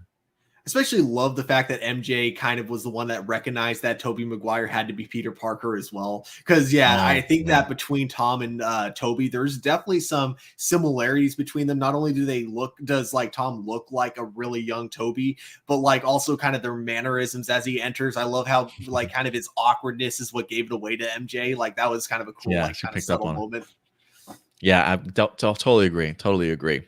All right, guys. I think other than that, I think that wraps it up for all of our live viewer questions today. So thank you very much, guys, for certainly participating and definitely letting your thoughts be known. And remember, if you ever have a question, feel free to submit them over to aplusopinions@gmail.com, ladies and gentlemen. But Stuart, I think other than that, man, that's going to go ahead and do it for today's episode.